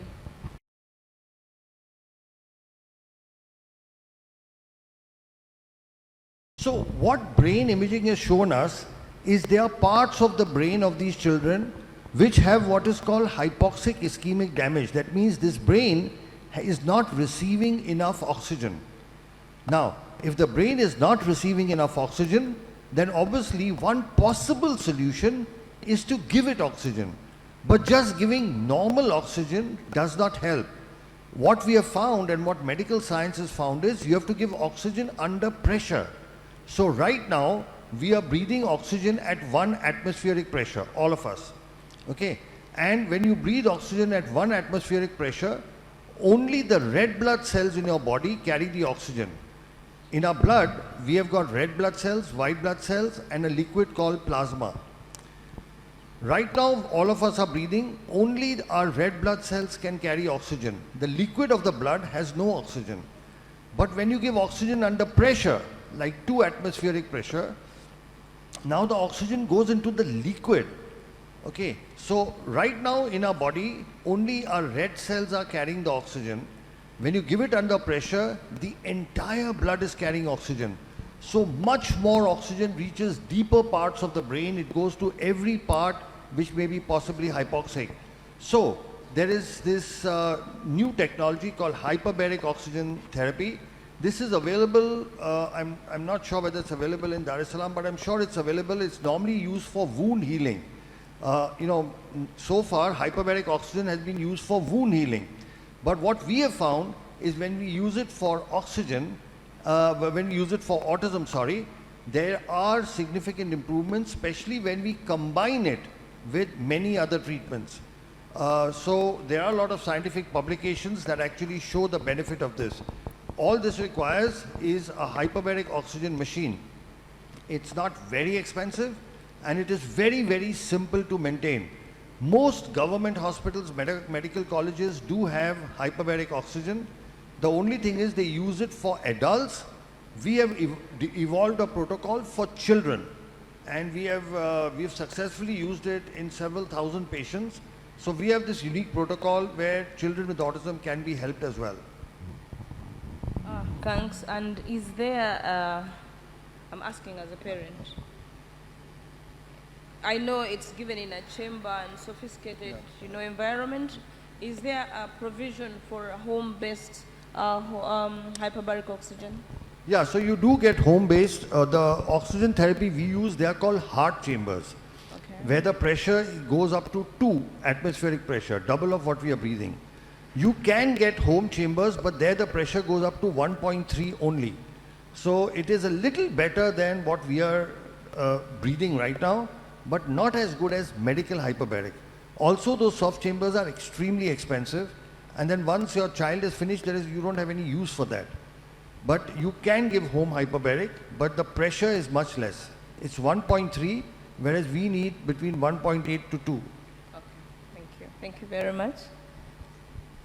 Dr. Alok or Dr. Nandini, the ozone therapies and the HBOT therapies, that is hyperbaric therapies, they make a lot of sense to me as a parent because I've gone through that. Can you explain to us or to parents more about the regenerative medicine or the cellular therapy, and how is it effective to autism and other neurological disorders like cerebral palsy or stroke or any other neurological disorder?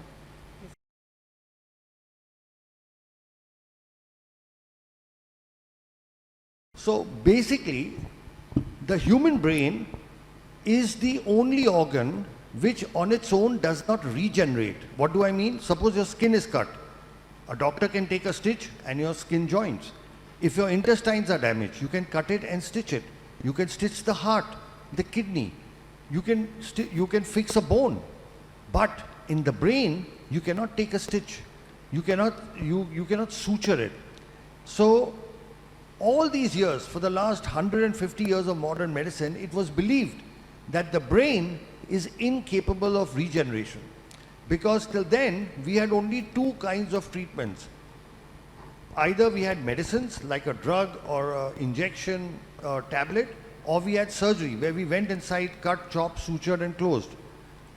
There is no medicine and there is no surgery for autism. However, the last 25 years has seen the evolution of a new kind of treatment, which is not a drug, which is not a surgery. It's called cellular therapy, where you use healthy, good cells to repair damaged cells. For example, if suppose you get a cut on your hand, what happens? That wound heals by itself, right? That wounding is called biological healing. So now it is possible to repair damage in the brain through cellular therapy. So where do we get this from? What we do, there are 2 kinds of cellular therapy. One is when you take from the child's body or from the patient itself and put it back in the patient. And the second is when you take it from a donor. So there are 2 completely different types. Now, the treatment that we do, we take from the patient or from the child. And what we do is, just above the hip bone, there is something called the pelvic bone, where we put a needle and we take out the liquid in the needle that is called bone marrow. It's a very simple process. It takes 15 minutes. The child is given local anesthesia and sedation, so the child experiences no discomfort. Once we take out this bone marrow, we next take this to our laboratory, and from this bone marrow we sort of filter it and separate it by putting it in machines called centrifuges, and then we isolate or separate the cells that we need, that are in general referred to stem cells. What we do is we use what is called mononuclear cells. So we have taken out, I'll repeat again, we've done a bone marrow, 15-minute, just like how you collect blood, right? You put a needle into your vein and collect blood. Likewise, we put a needle into the bone and collect bone marrow. It's just a collection. We have taken this to our laboratory. Now we've separated the stem cells. And then once the stem cells are ready, this takes about 3 hours. Then we call the child back to the operation theatre and we we make a needle puncture in the lower back. Why the lower back? Because in the back, our spine has got a fluid called cerebrospinal fluid, which circulates from the back all the way to the brain. So it goes to the brain, comes down. It's a continuous circulation between the back and the brain. So when we inject the cells into the lower back, into the fluid, within minutes it goes up to the brain. Once it goes up to the brain, the damaged areas, they pull the stem cells towards it, and once the cells are taken towards it, they start the repair process. Stem cells are known to multiply, they divide, and they convert into neural cells. And we have done all this, between 1998 to 2008, for 10 years, we did work in the laboratory and we worked with animals. And we first showed and proved that these stem cells can convert into neuron cells and that they can repair the damage. So in this whole treatment, if you can see, there are only 2 needle pricks. With one needle we take out, okay, then we separate the cells, and then with a simple needle we inject it back. And what are we injecting back in the child? The child's own good and healthy cells. There is nothing from the outside. There is no chemical. There is no any artificial thing. There is no donor cells. So we are taking good healthy cells from the child, putting it back into an area where it is needed. So it's a very simple process. Did you understand the process? I can repeat it. A simple needle into the pelvic bone, take out the bone marrow, takes about 15 minutes. Take the bone marrow liquid, take it to the laboratory, filter it, separate the stem cells, and then call the child back and inject with a very thin needle into the lower back spinal fluid from where it travels to the brain. So the beauty of this treatment is it is so simple. It can be done anywhere. It's not complicated. It's not like the major, I'm a neurosurgeon, I do brain tumor surgery, spine surgery. That's also complicated. Takes hours and hours. You go and open the skull, go into the brain, do things. It's nothing like that. 2 needle pricks is all it requires. And we are using our own good cells and putting it back in the child. So we now have a clinical experience of more than 13,000 patients. People from all across the world, more than 100 countries, actually from 102 countries have come to us. And several patients from Tanzania, several patients from Africa. And with this treatment, we are able to repair the damage, and we have proved it in 2-3 ways. One, after the treatment, the child starts improving by itself. The understanding improves, the comprehension improves, the behavior improves, the eye contact improves, they get back their speech. Several of our children are able to go to schools. Many of the kids we have treated several years ago, they have not only gone to regular schools, but they have graduated. Many of them are now doing jobs. So they become completely independent. So our kids, in a few years' time, go off the spectrum. Why? Because now we've repaired the basic damage in the brain. Once the brain damage is repaired, now they are able to integrate and get into a normal life. So that is broadly what stem cells do. I try to make it as simple as I can. Yeah. Thank you very much. Sarah? Yeah, thank you, Dr. Alok, for the detailed explanation. But I'm sure many parents here will be wondering, because we've heard a lot of things about stem cell therapy. How safe is it, and are there any risks behind it?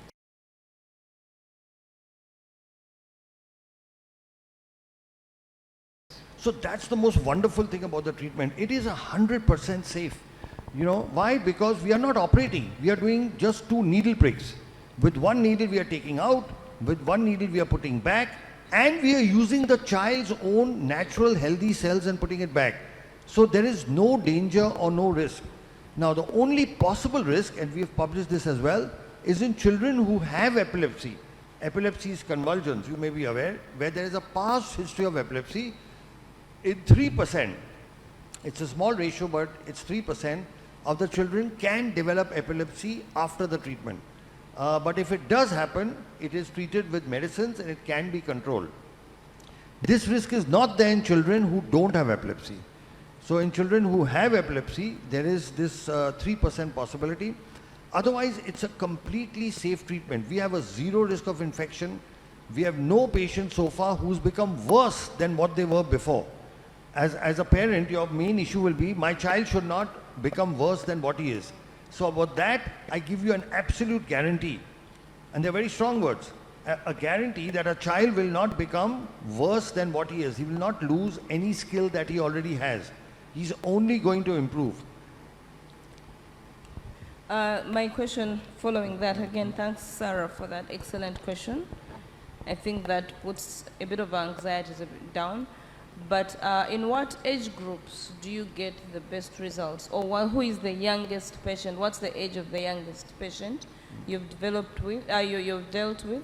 But also I want to know what age groups we should be targeting to make sure we maximize the benefits of stem cell.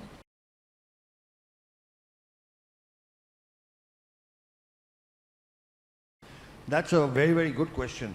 So what our research finds is that when we treat children below 5, they have the best possible results. Now here there's something very interesting, you know, we have a doctor from Kenya, from Nairobi. He's a pediatrician, and what he does is the moment the patients are diagnosed at 2 years, okay, he sends all the patients to us for treatment at 2 years. And we will be able to reverse the autism in all of them because they've come to us very early. What our own research shows is that the earlier you treat, the better it is. Now the thing about autism is you don't make a diagnosis till about 1.5, 2 years. So our youngest child is 18 months. We have several children we've treated at 2 years, 2.5, 3 years. We've also got children we've treated between 5, 10. The oldest I've treated is a 38-year-old boy.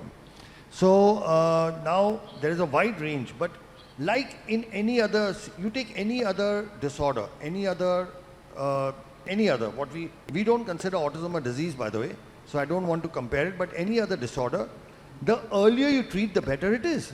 Okay, if you have diabetes and you start exercising and shift your diet, you can cure it without tablets or insulin. But if you start treating it late, then you need insulin. All right. The same thing is true of all diseases. The earlier you treat, the better results you get. And here is the problem. Everybody keeps saying to wait, you know, that wait till this treatment is more established. But the longer you wait, the lesser results you get. And the results of this doctor, this wonderful gentleman doctor from Nairobi, has clearly shown, and he's actually analyzed the data. You send children at 2 years and you can almost completely reverse the autism. Thank you. Let me ask, you're talking about a doctor from Nairobi who sends patients as young as they are 2 years old. Why is it that we go to some clinics or some therapy institutions and we find that stem cell is not recommended?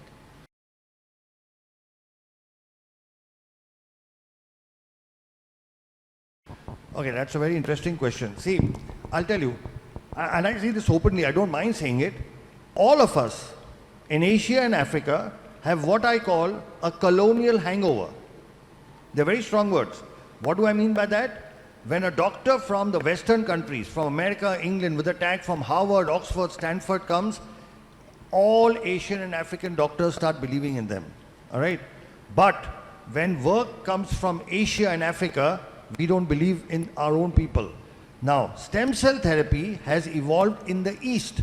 So India, China, Korea, and Japan, we are the leaders. Okay? Japan and China have, Japan has almost 900 stem cell clinics. China has over 1,000. So these are, I'll repeat again, India, China, Korea, Japan. The Western, in this particular thing, so the world's first scientific paper on cell therapy in autism was published by us from India. The second paper came from China. The third paper came from Italy and Ukraine. And the fourth and fifth paper came from America. This is a race that India and China have the gold and the silver. The Americans don't even have the bronze. They are fourth and fifth. I'm just in a lighter way. So our own doctors don't believe in it because they say, why is it not coming from the West? Okay. So this is the fundamental problem, is because this is an Eastern-driven technology for various reasons. There are political reasons, there are religious, there are several reasons due to which it didn't develop in the West. It developed more in the East. But now the West is trying to catch up. So in America now, at various universities like the Duke University and several other centers, they've now started doing it. But they are 15 years behind us, 15 years.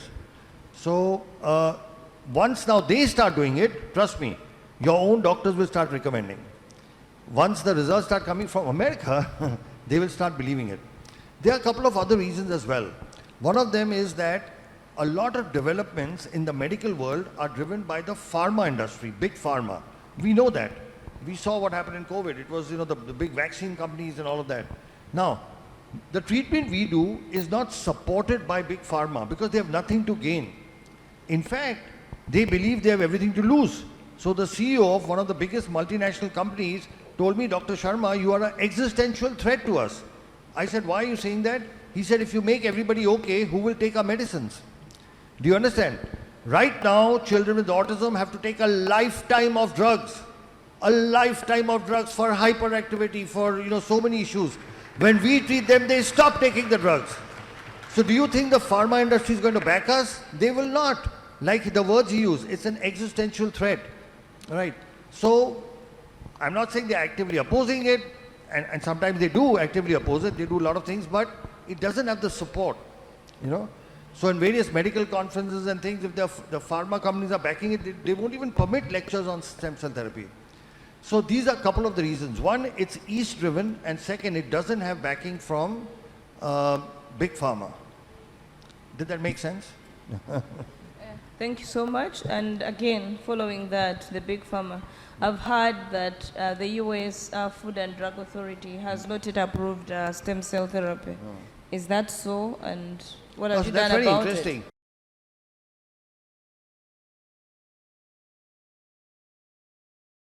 Because like I told you, stem cell therapy has got autologous as well as things which are manufactured by companies and sold as donor. In August of 2022, a district court in the United States passed a beautiful judgment which actually said that when you take from the patient and put it back in the patient, you do not require FDA approval because FDA is Food and Drug Administration, and when you take from a patient, put it in a patient, it's not a food, it's not a drug, it's a procedure. So a federal court in the United States told the FDA that you have no jurisdiction over procedures.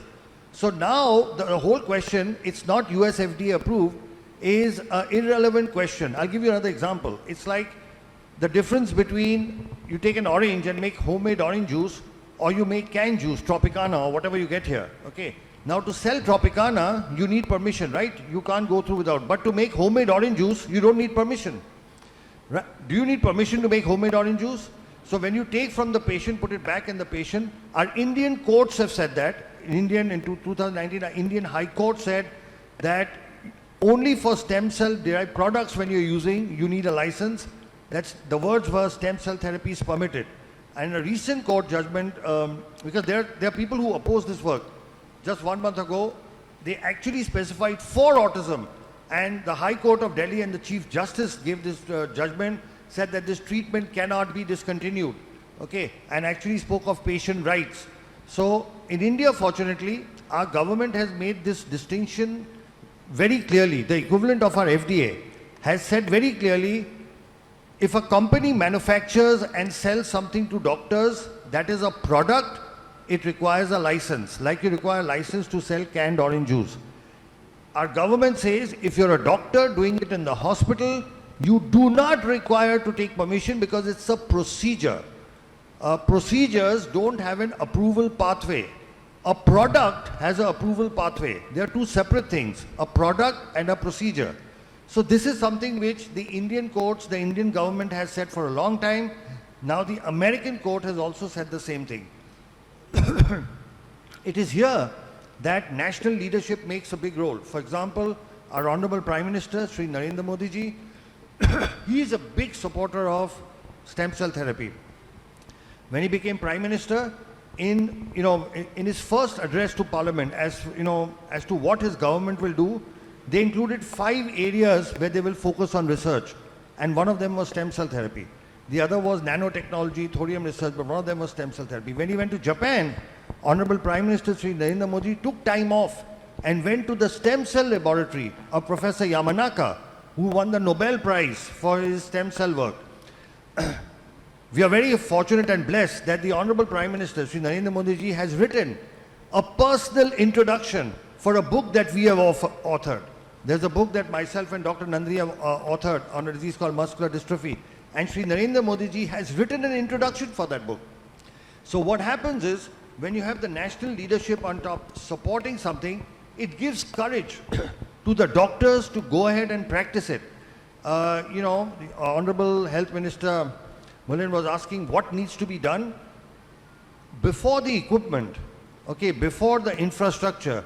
The government has to make policies and rules, and we'll share with you some of, you know, which are there from our country, so that other doctors have become comfortable in doing this. Then there is, of course, need for awareness. Then, of course, there is infrastructure, and then there's training.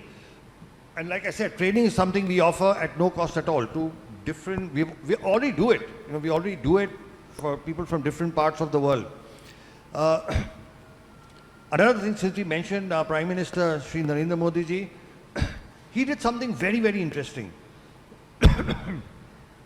There was a word for disability in our Indian language that was Viklang, which translated meant disabled, unable to do. It is a negative term. Viklang means you cannot do, somebody who cannot do things. And he officially changed the local word for disability from Viklang to Divyang, which means specially gifted. So officially in India now, you cannot use the word Viklang, which had been used for the last 100 years. You have to say Divyang, which means specially gifted. Now, in this one simple change of words, the Honorable Prime Minister has shifted the focus to what these children can do and not what they can't do. Now, this is so important because this change in mindset, and this comes from the top. When it comes from the top, it percolates down. It gives inspiration and motivation for people to get into the field. It gives inspiration for people to set up rehabilitation centers. It gives motivation to set up special schools. Because the rate at which this autism is increasing, we will have, you know, like it was mentioned in, I think, Sarah, you mentioned in your talk, you know, the most accurate figures for autism come from America, from the US CDC, which says that 1 out of 36 children have it. Last year, it was 1 out of 44. And before that, it was 1 out of 53 or something. And before that, 1 out of 66. So if you read, and these are not our figures, the US CDC's figures. The graph is going up like this over the last 10 years. By this ratio, next year it will be 1 in 15. And the year after that, it may be 1 in 5. These are the most accurate figures in the world. We are not aware of it. There is a, I don't know what to call it, a pandemic, endemic, what, of children suffering with autism and other neurodevelopmental disorders that will hit us so badly because we do not have the infrastructure for it. And here, governments have a role to play. So again, one more thing, since I keep talking of our Honorable Prime Minister, and this is something I'll share with you, you should please study this bill. He passed a law called Rights of Persons with Disability Act in 2016. It's a wonderful bill. In that he's listed 21 disabilities and has clearly, by law, by an act of parliament, mentioned a whole lot of privileges and rights that parents have. For example, one problem you must have faced is normal schools do not take your children for education. Is that correct? I'm sure all of you have experienced that. You go to a normal school, they say, we will not take this child. By law, our Honorable Prime Minister said, no school can refuse a child with autism. It is the responsibility of the school to arrange shadow teachers or other special. So all schools by law now they cannot say no. So again, all this comes top down, right? We can work and we can work in the environment, we can put in hard work, we can slog, we can do everything. But once you know that your government, you know, has their hand above you, then we can go the extra mile, we can do whatever else, and there will be opposition. The work we do has a lot of opposition, a lot of critics, a lot of vested interests have tried to shut us down. You know, they've made all attempts to shut us down. But again, at the higher level, when you have a support, you keep going on. So that's a long question to a short answer. Yeah. Thanks very much. Again, I am representing parents, the majority of the parents, but I also happen to be a professional. I have two questions. One is to the government. I think in East Africa, maybe I would speak for East Africa that I know most, we do not know the magnitude. We do not know how many people are living with autism because we haven't done the researches that document those figures. It's only a few of us that can come out and say, we have children living with autism, but we do not know how many out there they are. We'll advocate as parents, we'll come to you and knock at your doors. We need to carry out this research to know, because like they said, it's a pandemic, but we don't even know what we are talking about. We need funds, we need a budget aside to get into the nitty-gritties and know how many children we are planning for that are living with autism. That's not a question, it's a plea to the government. My question is, as a mother with a child on the spectrum, I take my child for treatment and the child is, given whatever they are given. But as a mother, I think I'm more autistic than my child. I have the worries because I understand what autism is.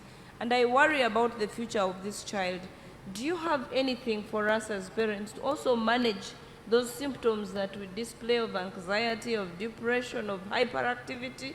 Because when you go to a hospital, I can tell you some of the parents will slap the doctors because they are frustrated and angry. Do you have anything for us or any advice for us as parents? That's one question. I'm happy you're clapping for me because it's been a journey. You actually, even when you go to church and your child is discriminated, you're angry and frustrated and rude.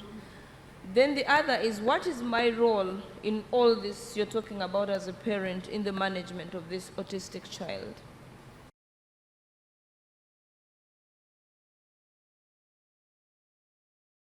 Okay, I think that's the single most important question you've asked, because you are asking what is the power within parents, what can you do at home? And I think that's a very, very important question. So let me start with, there could be multiple answers to this, Dr. Olivia. First, I want to appreciate and thank you for coordinating this, because you are a parent as well as a doctor. That's why I think they've decided to keep you in the middle. You have parents there and doctors here. But I want to talk about several things. So first thing, there is actually research that has happened in India which has shown that every mother, especially mothers of children with special needs, go through depression, anxiety, and severe psychological upheavals. Many of them even contemplate suicide. We've had several mothers who've actually not just thought of, but attempted suicide, and not just once, 2 or 3 times. And whereas for others, they may not understand, I think as mothers, you will understand why a mother would want to commit suicide, because it's just so difficult to handle. Now, the thing about autism is it's called the silent disability because you can't see it. The children look normal, right? They look normal, and so, but looking after them day to day takes a lot of spiritual, emotional, physical courage and efforts. Right from morning, from getting them up to getting their basic toilet and clothing, to feeding them, to taking them to rehabilitation centers, everything is such a challenge. It's not like, you can just walk across. It's like you're walking across with a haversack and 2 heavy bags. Everything is a challenge. Everything is difficult. Every single step. And I very often say, as mothers of kids with special needs, you put more emotional and spiritual energy in one day than maybe most of us don't put in a whole year, just to see one day through. So yes, it takes a lot of energy, devotion and concentration. But one of the reasons for that, and I'll tell you the reason for that, is all of you, when you've gone to your therapists and doctors, they've told you that nothing can be done for your child. Haven't you been told that? All the doctors said nothing, you have to live with this. And what can be more depressing, what can create more anxiety or more depression or more fear and anger than being told, here's this lovely, cute, beautiful child you have.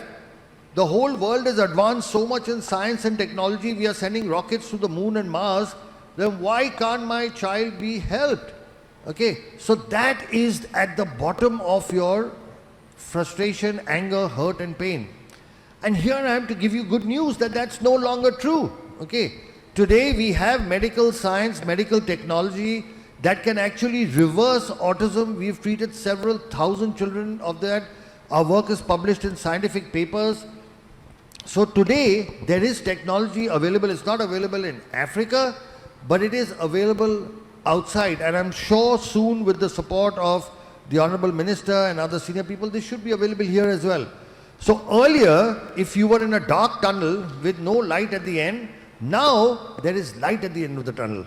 And once there is light at the end of the tunnel, a lot of your anxiety and depression goes away, because now there is something you can work towards. So that's the first good news that we have to spread. The news that autism cannot be treated is a 50-year-old, 75-year-old myth, which is no longer true, because we have shown, we have proven through having treated thousands of patients and our scientific publications that this is no longer true.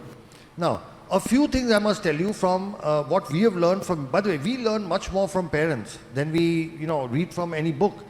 So, we've been doing this work for the last 15 years. We have several children who are off the spectrum. And this is what we have learned is required from parents. First thing, an unconditional acceptance of your child the way the child is.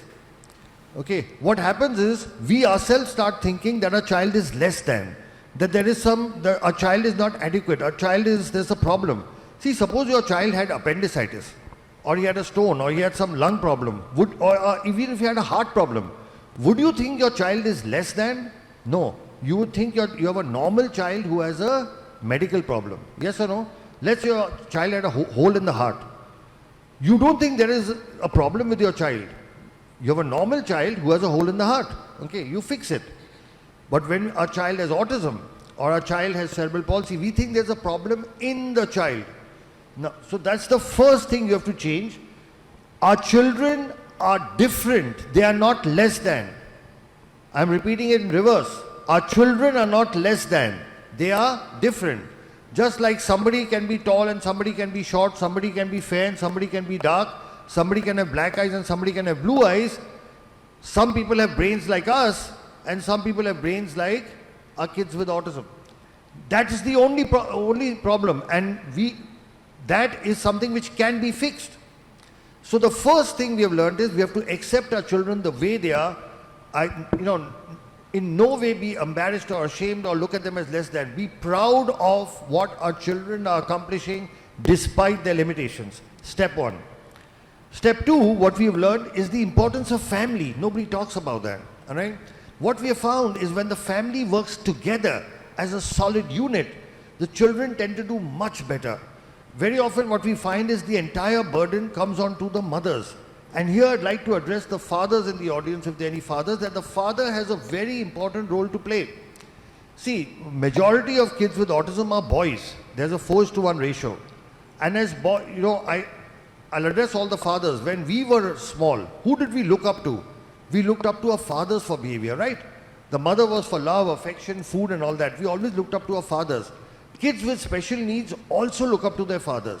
But unfortunately, fathers have to make a living, they have to work, they are outside and they are not able to spend enough time.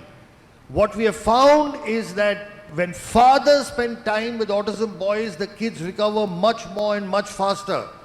We've actually found that what it takes an autism father 1 hour to teach, it takes the mother 4 hours to teach the same thing.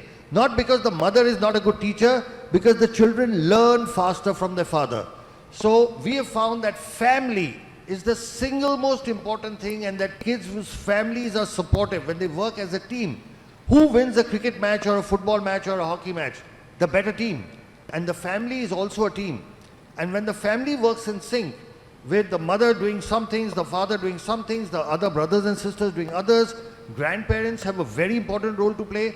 In fact, we find that children who live with their grandparents tend to do a little better, because grandparents have also a big influence.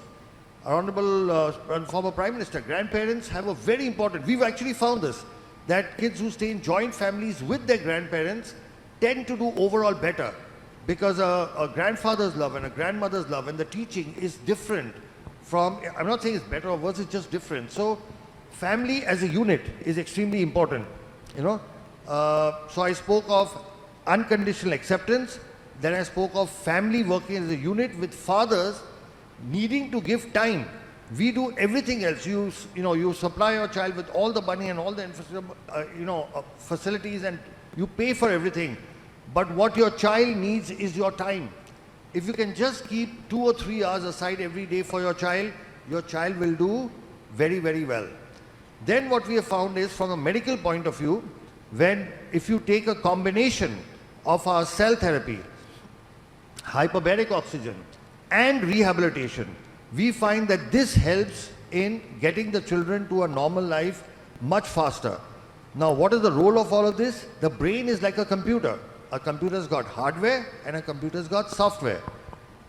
Cell therapy fixes the hardware only. Software comes from rehabilitation and software comes from the family, because that is what trains the brain. So a combination of cell therapy and oxygen therapy, which fixes the hardware, of rehabilitation and a good environment at home that fixes the software, and our children will be able to recover. So this is the next thing, the medical treatment.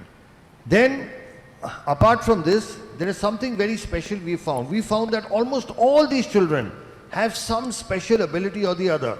Okay, but it was not seen till you did cell therapy, because now the brain was partially damaged, and so you could not see what is special. What we have found is, once we repair the damage in the brain with our cell therapy, now you can start seeing the special abilities. And we have kids who are brilliant in numbers. There are kids who are, running at the age of 11, running chemical factories. We've got, if I tell you some of the things, you'll not even believe them. We have a child who can actually read your mind after. A child who, after cell therapy, has improved to the point that if you think of a number, the child can actually tell you what. And they are amazing ability. They're called savants. There are kids who you tell them any date in the future.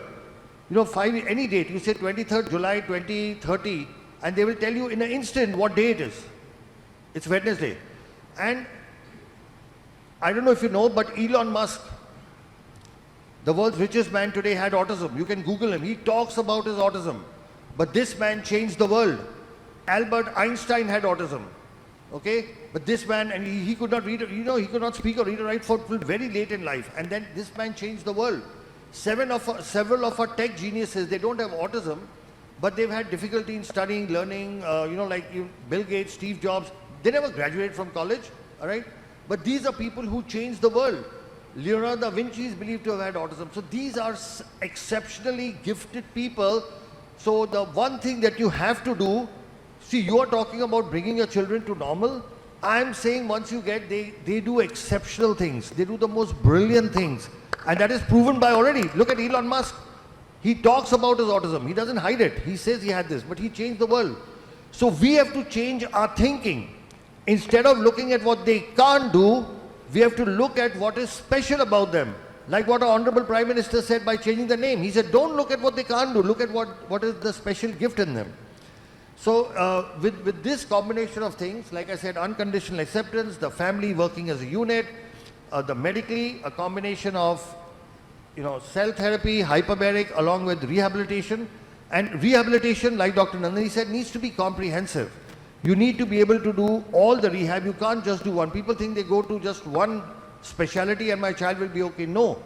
You need all the specialities together, comprehensive rehab, and then our children will be able to come out. So I hope that answered your question.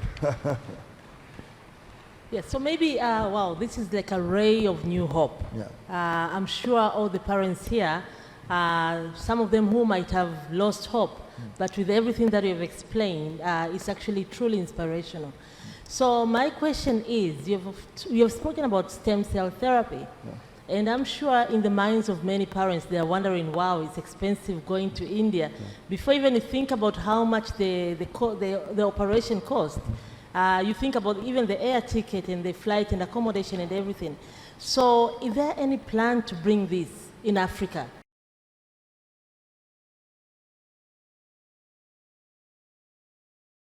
Yes, so we are very clear. We want to have a facility set up in Africa, and we are actually keen on, so we've actually shortlisted between Tanzania and Kenya only because they are English-speaking, direct connection to India. So to give you a background, for example, the government of the Bahamas actually invited us and gave us permission to start this, and we've just been there recently, and in 6 months, We are going to open a full-fledged facility in the Bahamas. This is to cater to, the facility will be in Nassau, their capital, and there we have government permission. Just like again we have a former Prime Minister with us, there we have a former Prime Minister working with us, and we have government permission. Because we have government permission, we are setting up a facility there. We are very keen on making something available in Africa itself, and we would like to have it in Eastern Africa simply because of our closer cultural connections, easy, short distance of travel, direct flights and all that. And we have people like you, mothers like you who would back it up. So yes, we want to bring this to Africa, but it's not easy. It will require, permission right from the top, from governments. It will require infrastructure. It requires resources. But this is something which you as people, because the most powerful voice on the planet is that of a mother, is that of parents. When you speak out, honorable ministers, prime ministers and presidents have to listen, because we are all democracies, they represent us. So your voice is what is important, not us. We've come, we've shared our information, we can share our technology, but your voice is what is important. You have to ask for it. You have to show, show what's happening. Right now, there are so many people going from Africa outside for the treatment. It's high time Africa had its own stem cell facility, which would not be just for Tanzania or for Kenya or wherever, but for the whole continent. So people would not have to travel long distances. So we are very keen, we are willing to partner, but this is something which you people have to take the initiative. You have to, eventually it's all about people. It's your voice. Thank you very much. I think we are coming to the end of this session. Mothers, you've heard, we have a great voice. Let's get together and advocate for this. Fathers, please support us. Don't abandon us.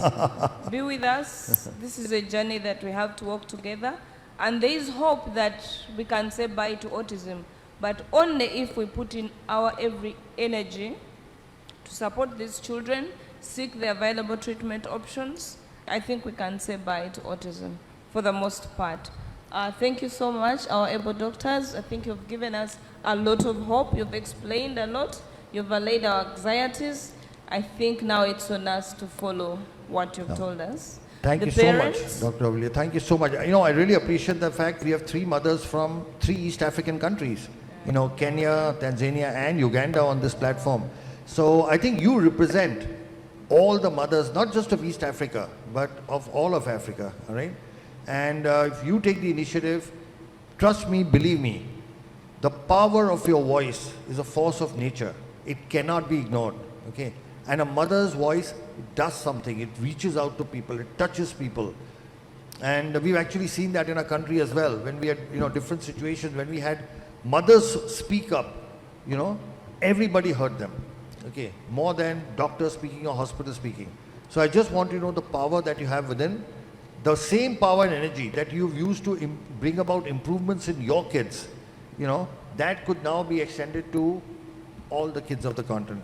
So it's been a real pleasure. And Dr. Nandi, you want to continue? No, I just want to say thank you to the mothers. They've done a great job to represent all of us. Thank you, mothers. Thank you. Thank you so much. That was good. Before you go, you've done a great job. Thank you so much. I know there's a lot of people who wants to ask questions, but because of time, yes, there's a lot of hands. Because of time, I would like, because our minister, our deputy minister has a question, so can we please take the mic to him? At least we answer questions from him, and then we'll see if we have more time to invite more questions. Naomba makofi tena tafadhali.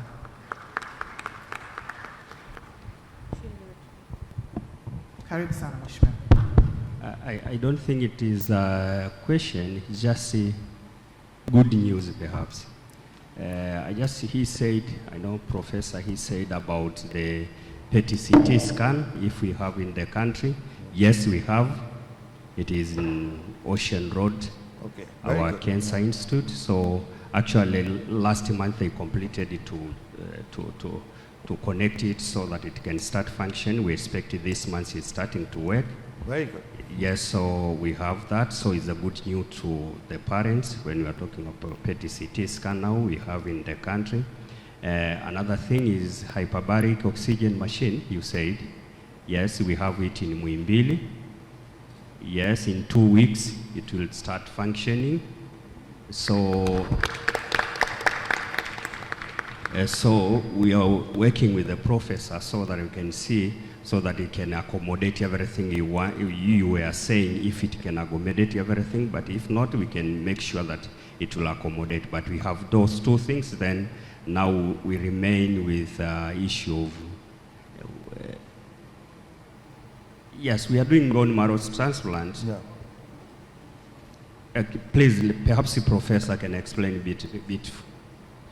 Thank you, Honorable. So just to add, to increase the insight, we are also doing a bone marrow transplantation. Okay, very good. In one center, we are doing autologous bone marrow transplantation. Okay. In another center, we are doing allogenic bone marrow transplantation for children with sickle cell. So I think that also opens the potential for doing stem cell transplant. Absolutely.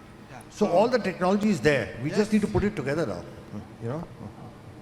That's great, Yes. wonderful news. Yeah. Yes, that's what I'm trying. I just have to say that so that the parents can hear that. Yeah. You talked of many technology, then we can see how is our capacity by now, then we can move from there going forward. But something is going on.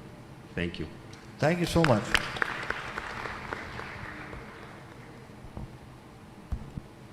Okay, thank you so much, our dear Deputy Minister of Health, for the additions. And I would like to also, with due respect, call you, Honorable Deputy Minister, to come on stage and give these beautiful people something that we've prepared for them. So please, if you don't mind, kindly come on stage. The panel discussion was great. Thank you so much.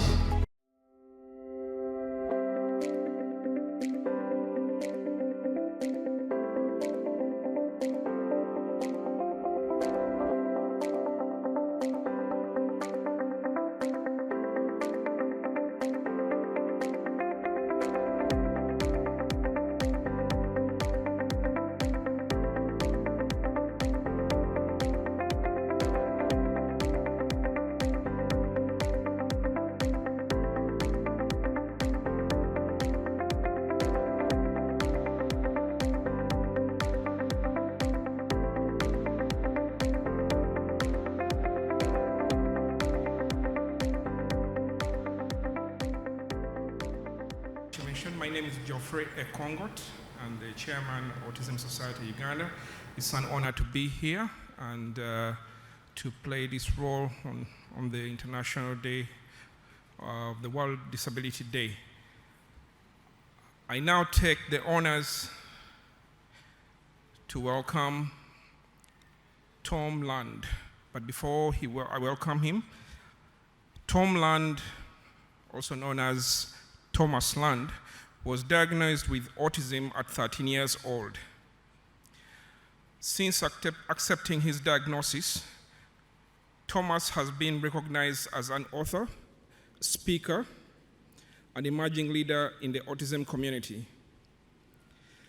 Tom Land is the world's first Toastmasters accredited speaker with autism. The Toastmasters accredited speaker distinction is reserved for the finest professional speakers in the world who fulfill numerous criteria, then compete for the honor in front of a huge live audience. Now, imagine having autism and meeting that challenge, because that's exactly what Tom did. Tom is one of only 90 accredited speakers in the world, and the only one with autism. He is certified human potential coach and professional diversity and inclusion consultant.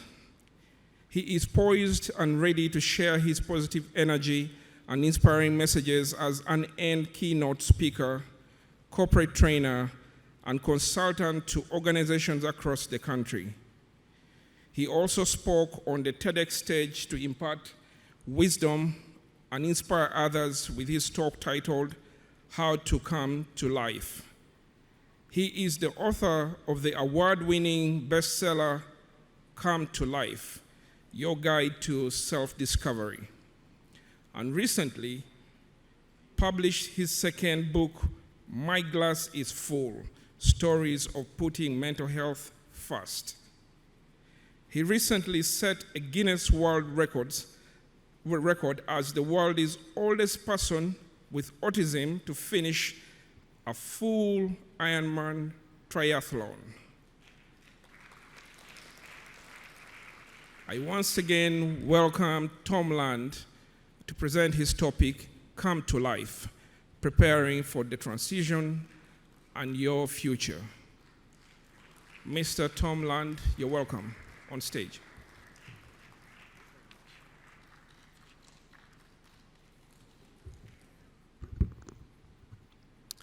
Hello, everyone. Thank you so much for having me today. It's an incredible honor to be in your presence at this conference, and it's actually something I wanted to share.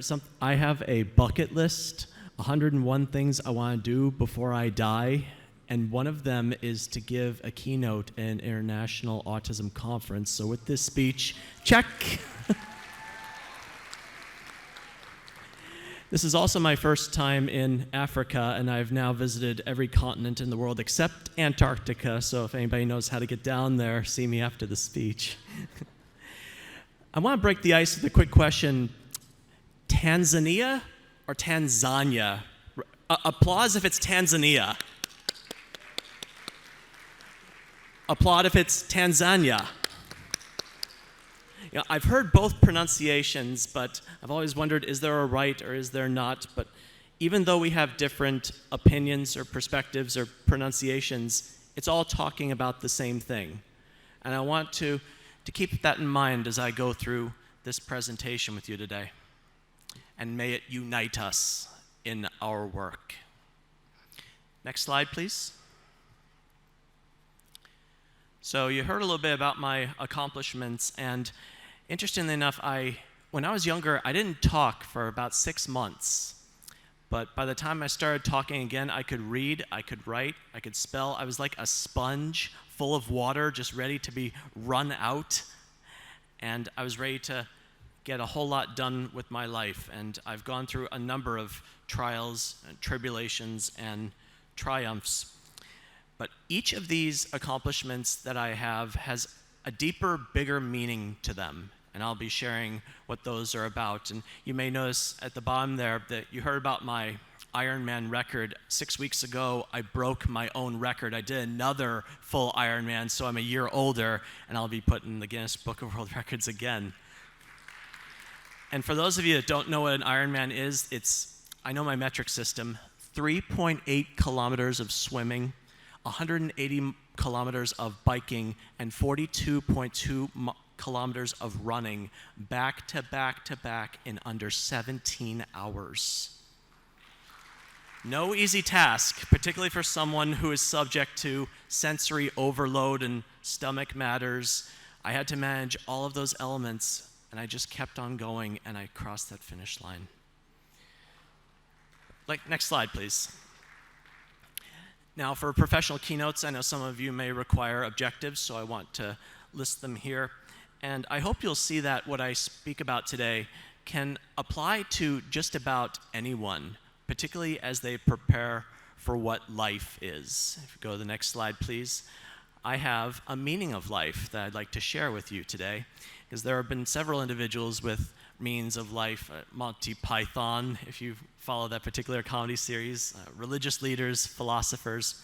But I find that life is not really a word, but an acronym. One of my many talents is to take words and form them into an acronym, a better way to categorize and memorize information. So I'm sharing my meaning of life with you today. And think of these categories as they pertain to your young person or young people on the autism spectrum or what have you. We have love and relationships, starting with the love for yourself and your relationships with others. We have independent living, and that's not necessarily limited to being on your own or moving away from home, but about making decisions about your life, being in charge of your life so that you take it to where you want it to go. Then there's the F, which stands for further education, not limited to college or a university or a degree or diploma, but keeping an open mind, having awareness of what trends are going on in the world, and also being mindful to what other people have to say. So you have the most information you have to make an informed decision. And finally, the E stands for employment, because particularly when it comes to autism, there are more unemployed or underemployed individuals on the autism spectrum than any other class of disorder. And I think that is something we definitely need to work on putting a dent in, because our young people deserve to find something that they do well and can contribute to society, and if all goes well, make them earn their own money. Next slide, please. Telling you a little bit about my dream, right around the time I got diagnosed, I knew that I loved Star Wars and I was good with numbers, and I told my parents, I'm going to be George Lucas's accountant. And I set that into motion. After I told them, my parents about though, they could have said, Tom, that is a pipe dream. You really think you can be George Lucas's accountant? But they didn't kill my dreams. They instead gave me a reality check. You want to be George Lucas's accountant? You have to go to college, you have to pass difficult tests, you have to find work in the entertainment field. He's not going to hire someone right out of high school. And I have a bit of what I like to call a Batman mentality, like where there's a will, there's a way. Even if there's darkness, I'm going to find a way through the light. So I said, challenge accepted. And I went to college, and I passed the CPA exam, that's a certified public accountant. And, well, thank you. For those of you that have heard of it, it's probably one of the most difficult tests there is. And I worked for Disney straight out of college doing property taxes. And after I left Disney, Disney would go on to acquire Lucasfilm, George Lucas's company. So the way I see it, retroactively and indirectly, I was George Lucas's accountant and felt like I'd accomplished my goal. And I had several years as an accountant, worked in a Big Four accounting firm internship, had some temp jobs, but I finally got something I was striving for, and you might want to write this down for your young people. Please write down permanent, full-time employment with benefits. Permanent, full-time employment with benefits. And if possible, gainful employment so they can make enough money and save for a rainy day. That was something I was striving for my entire career, and I finally got to that level working as a CPA in the corporate environment, in the private sector. But if you go to the next slide, and I think you may have already seen it, the one with the laptop, it cost my physical, mental, and emotional health to get to that financial level. I dreaded going to a desk, sitting there all day, crunching numbers that would not matter in a few years. At the same time, I also saw and heard stories from my peers crashing and burning in life because they did not know themselves. They did not love themselves, and they were not being themselves. So 8 years ago, I decided to leave my accounting career behind completely, put in my 2 weeks notice at work, and now I give speeches, I tell stories, I do coaching, I do consulting. So I want to reach people on a personal level. And yes, let's go to the Toastmasters slide next. Because after I left accounting, I knew I had to better my public speaking. Back about 2 slides, please. I knew I had to better my public speaking skills. And mind you, we fear dying more than speaking in front of an audience. Wouldn't you agree? You wouldn't want to be up here right now doing this, would you? Or maybe you would, but I've found that if I can master the art of public speaking, I could probably cheat death, but at the very least, I can tell a story, do something that will resonate with you.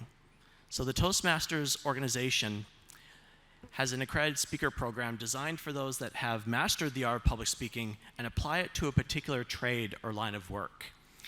And for someone on the autism spectrum, which is a social communication disorder, and being able to master the art of public speaking, which is essentially socializing and communicating, I wanted to show myself, my peers, and the world that you too can break barriers. You can overcome obstacles. You can shatter ceilings and stereotypes by showing people that it can be done.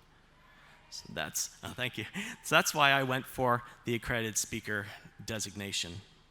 And if you go to the next slide after that about the human potential coach. Right before the pandemic, I got certified as a human potential coach because speeches are one thing, but I wanted to reach people on a personal level and find out what's really going on with them, get to the root of who they are and how they can make the world a better place. And today is the International Day of Persons with Disabilities. I was at the United Nations 4 years ago in New York describing why people on the autism spectrum deserve equal employment opportunities. And the United Nations has sustainable development goals that they want to fulfill by the year 2030. And if any of you happen to see my lapel pin here, I have a pin with those sustainable development goals illustrated. And if you go to the next slide, I have a long-standing partnership with the Los Angeles Police Department Mental Evaluation Unit because law enforcement, police officers, people that protect our community, our young people are likely going to have an encounter with them. They may not have had one yet, but there's a very good chance that they will. And our officers need to know what to do. So I share my stories and give them pointers on how they can best serve our population. But there's another thing that was overlooked that my mother and I put into play. Next slide, please. And that is to teach our young people what they need to know when it comes to interacting with the police. Because ladies and gentlemen, just training the police is not enough anymore. Our young people need to know how to interact with the police. And this could mean the difference. The knowledge that they get from this movie, Be Safe, which my mother created based on stories from my own experience. Granted, I've never been arrested or imprisoned, and I'd like to keep it that way. But I've heard stories, and my mother was a consultant for families who unfortunately had a young person who wound up on the wrong side of the law. So I urge you to use Be Safe or similar tools that might be at your disposal to show young people how to interact with the police. That could mean the difference between freedom and imprisonment, or even life and death. Next slide, please. So looking at those life outcomes, the LIFE I brought up earlier, raise your hand if you think our population's having good outcomes based on current circumstances. I'm not seeing many hands out there at all.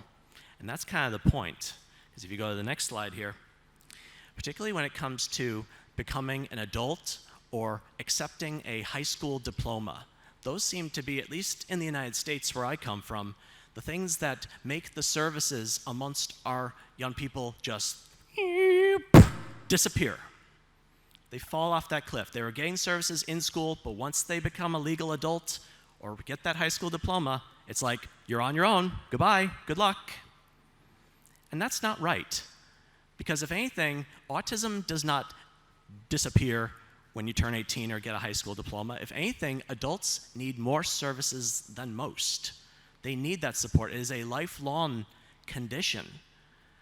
And we can do better to support our adults as they grow up and walk through life, figure out who they are, what they want to do, and how they can make the world a better place. Next slide, please. So how do we empower individuals with autism and improve those outcomes when it comes to life? And that brings us to the next slide, which is a book that I wrote called Come to Life. After I left accounting, my mother and I put our heads together and decided to write a book sharing my secrets to success. Because a lot of times people are lost when it comes to what's out there for them, or when they turn 18, it's like, now what? And when I started college, I had a huge realization that there were so many choices that had been made for me, like my classes were decided for me. I was now at the point where I had to be the one to make decisions. Ladies and gentlemen, life doesn't come to you. It's up to you to come to life. And that's why I named the book Come to Life. I think too many of our young people are sitting back at home waiting for some kind of miracle to just drop into their lap. You have to be the one to go out there and find what you're looking for. Pursue the success and the life that you crave. Nowadays, those go-getters are being the ones that go out there and make things happen. they are the ones that are taking charge and being the change they want to see in their lives, as Gandhi would say.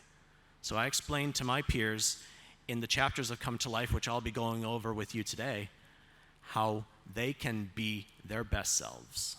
Next slide, please. Beginning with chapter 1, driving your life forward. Now, mind you, you do not have to know how to drive or operate a vehicle to drive your life forward. Wouldn't you agree? But as far as where you are in the car of life, if you will, you could be in the driver's seat, you know where you're going, you can get yourself there. Or maybe you're in the passenger side, you have an idea of where you want to go, you're telling someone else to help you get there. Or maybe you're in the back seat of the car. You don't know where you're going, may not even care where you're going, you're just along for the ride. Raise your hand if you think your young person's in the back seat right now.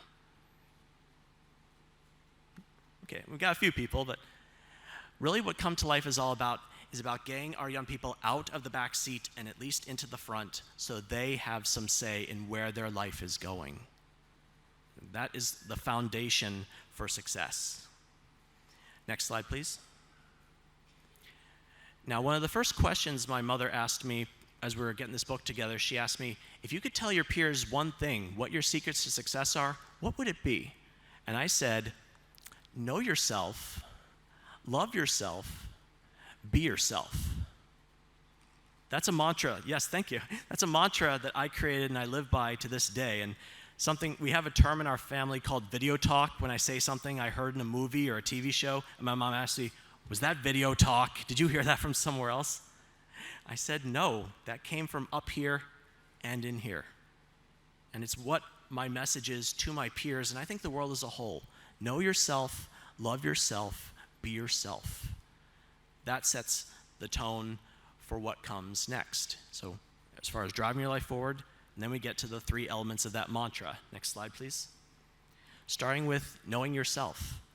Aristotle said, knowing thyself is the beginning of all wisdom. And this is particularly true when it comes to a diagnosis or a condition you may have. Raise your hand if you have not told your young person about their diagnosis. Really? All of you have told your young person that they have autism and they understand it completely?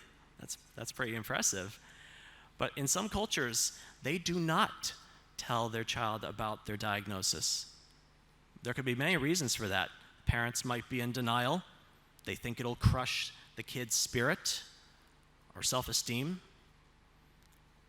And all too often, that causes the child to become confused because they're going to grow up, possibly sense something is different about them, and they're going to go to their parents looking for answers.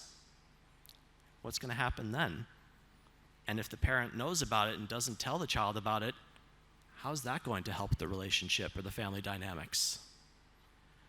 And also when it comes to knowing yourself, it's also about understanding not just your strengths and what you're good at, but also your, what we call in Toastmasters, opportunities for improvement. And I have my fiancée Rosetta here with me. We're both Toastmasters, so we're both all about observing what's good and what can be improved. And the same has to go for our young people. Why? Because if you focus only on what they do well, there's a risk that they keep making the same mistakes over and over again.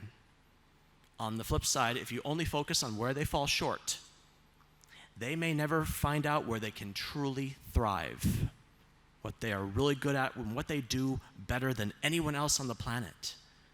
Each and every one of us has something that we do better than anyone else on the planet. So we have to look at both, what you're doing well and where you can improve, and both get addressed. That's how you truly know yourself. And when I was young, I thought I had to know everything, and I had to be perfect. I dreaded even getting like a B on a test. I would rip it up to shreds. I didn't even want to face the idea that I'm not perfect or I don't know everything. And I was really hard on myself. I thought my mother was perfect, so I thought I had to be perfect. And when I come to find out she's not perfect, and I'm like, well, you don't really talk about your problems a lot. Granted, parents do make mistakes and don't always get it right. But the important thing is that we love ourselves. And that is the next slide, the second part of the mantra, love yourself. It was RuPaul who said, if you can't love yourself, how can you love someone else? Can I get an amen on that? Yeah, that's more like it. When it comes to your diagnosis, being in denial about it or wishing that things were different, that's just time and energy wasted. And my parents did something for me that really set a tone and made a huge difference in my life. They let me know that they would love me no matter what. I didn't have to change. Yes, thank you. Because this is the life that is going to be. The question is, how is the family going to go with it? And I should note that, figuratively speaking, when there's one person with autism in the family, the entire family has autism, figuratively speaking. So on that note, are you all going to be on a unified front around your young person or people? Not take no for an answer? Find a way? I think that is needed more and more in this world. And I'm very grateful to have had a supportive and loving family that saw the potential in me, wouldn't stop fighting for me, because it helped me see that I'm worth fighting for, and I'm going to start fighting for myself. And I also had to be mindful of who I'm keeping in my life too, because family is with you more or less forever.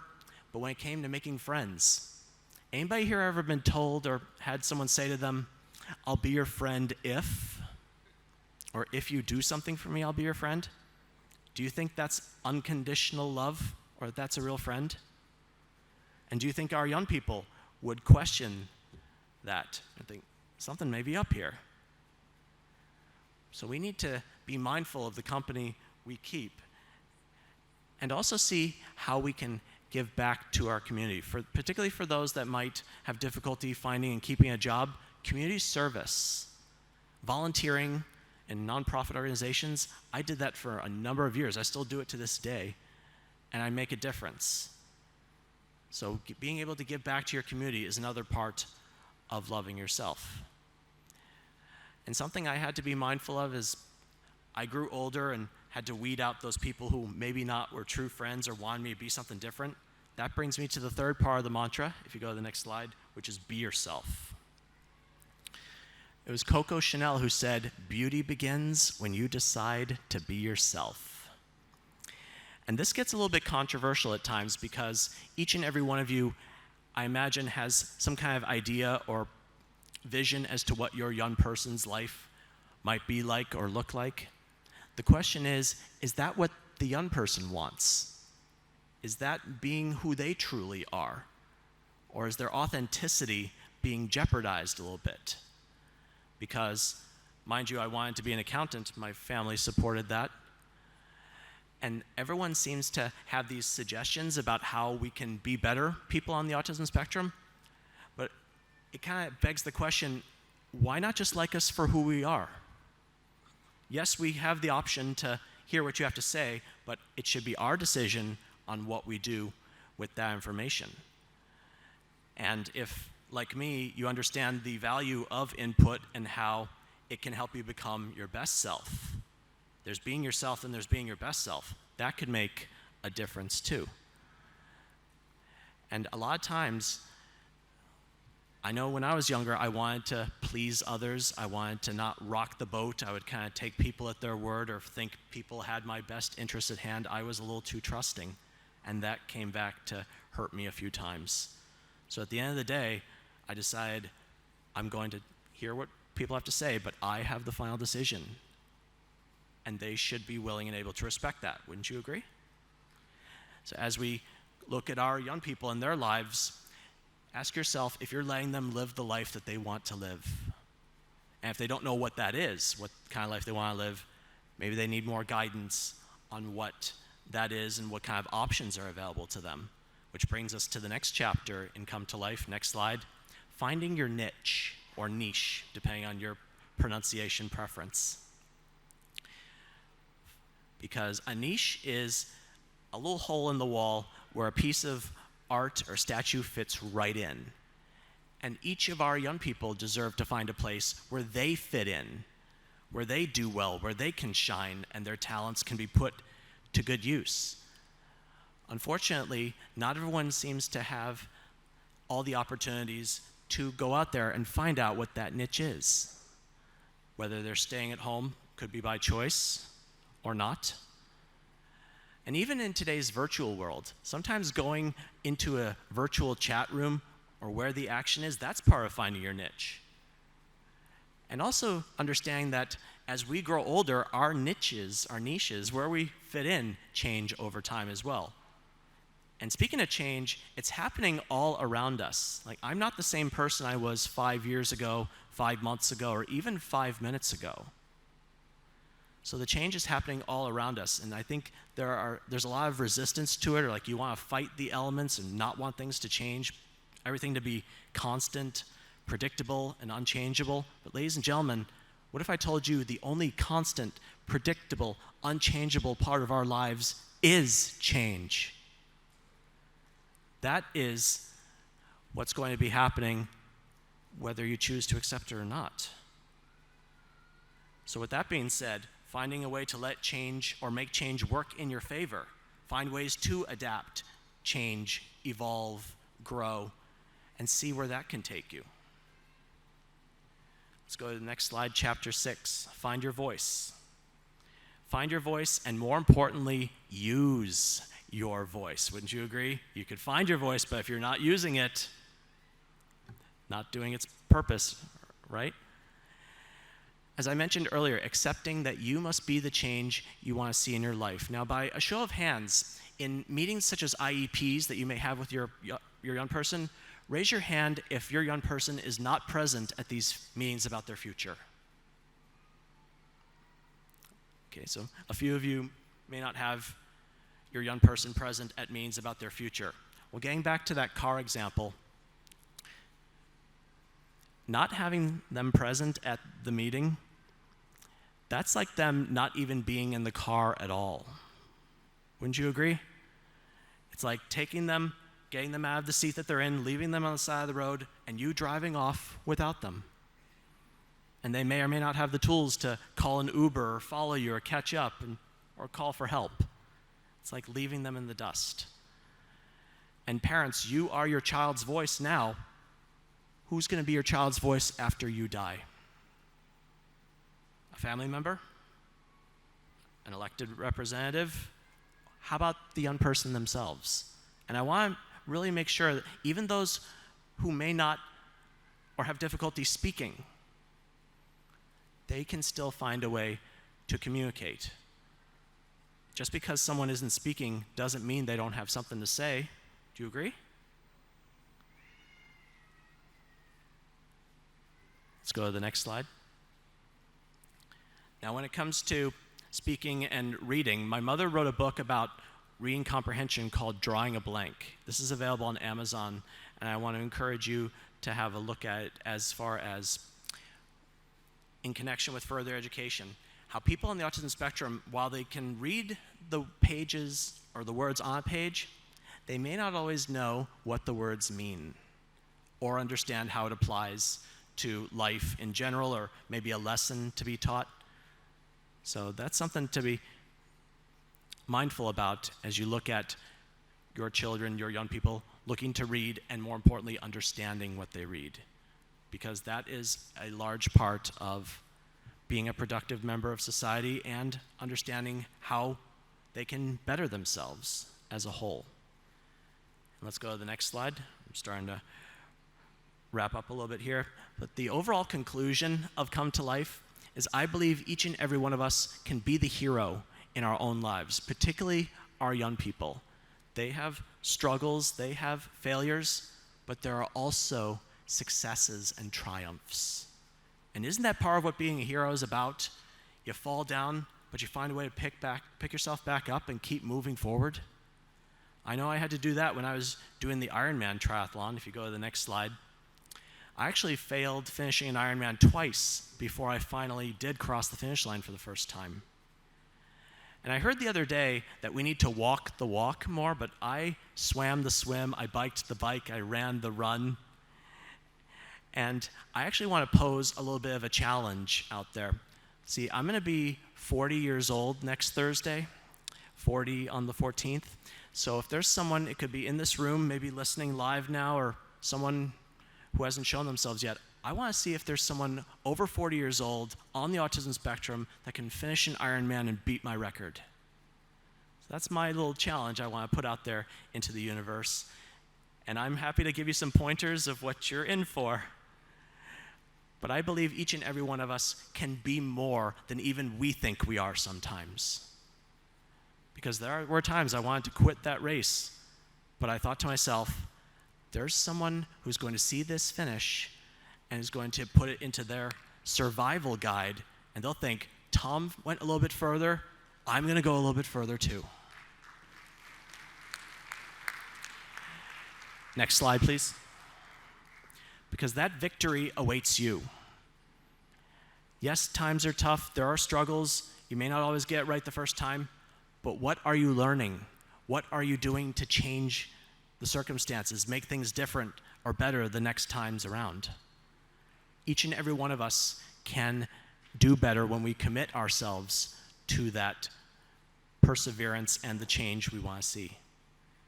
And if you go to the next slide, I encourage you all to see how Come to Life, it's available on Amazon, can help you come to life physically. Go to where the action is, whether it's in person or online. Come to life mentally. Be able to pick yourself up and keep moving forward, even if you fall multiple times. Come to life emotionally.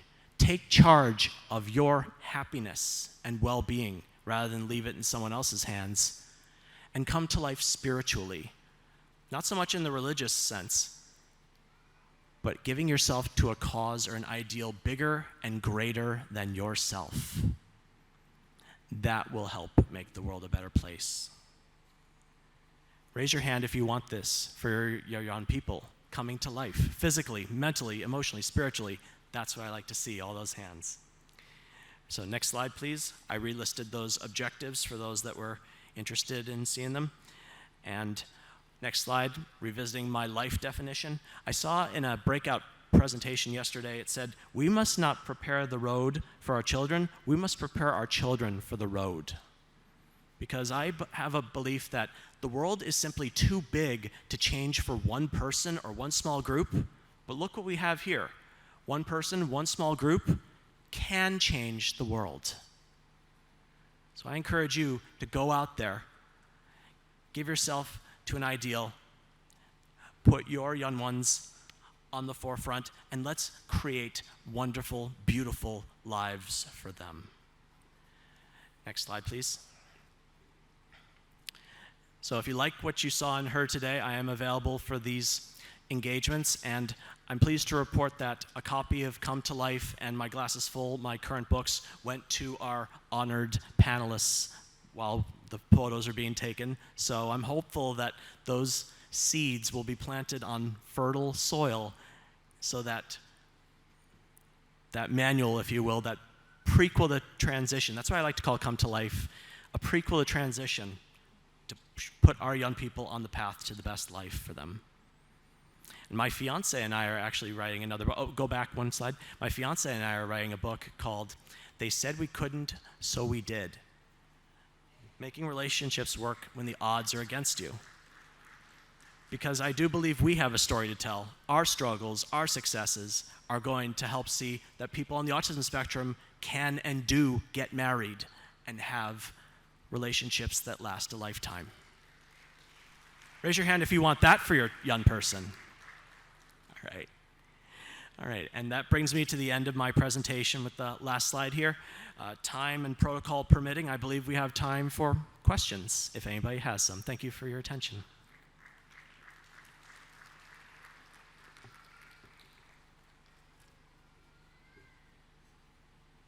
No, I answered everything. You guys are good? I'm getting the signal not right now, and I'm kind of hungry. How about all you? I think it's going to be time for lunch. Thank you all so much. You've been a wonderful audience.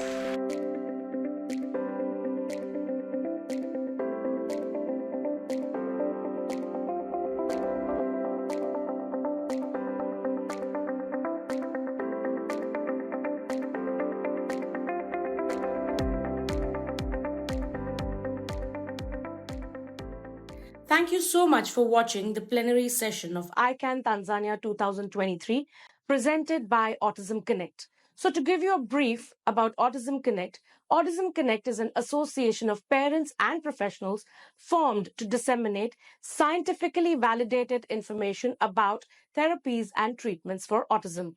To know more about autism, you can log on to our website, which is www.autismconnect.com.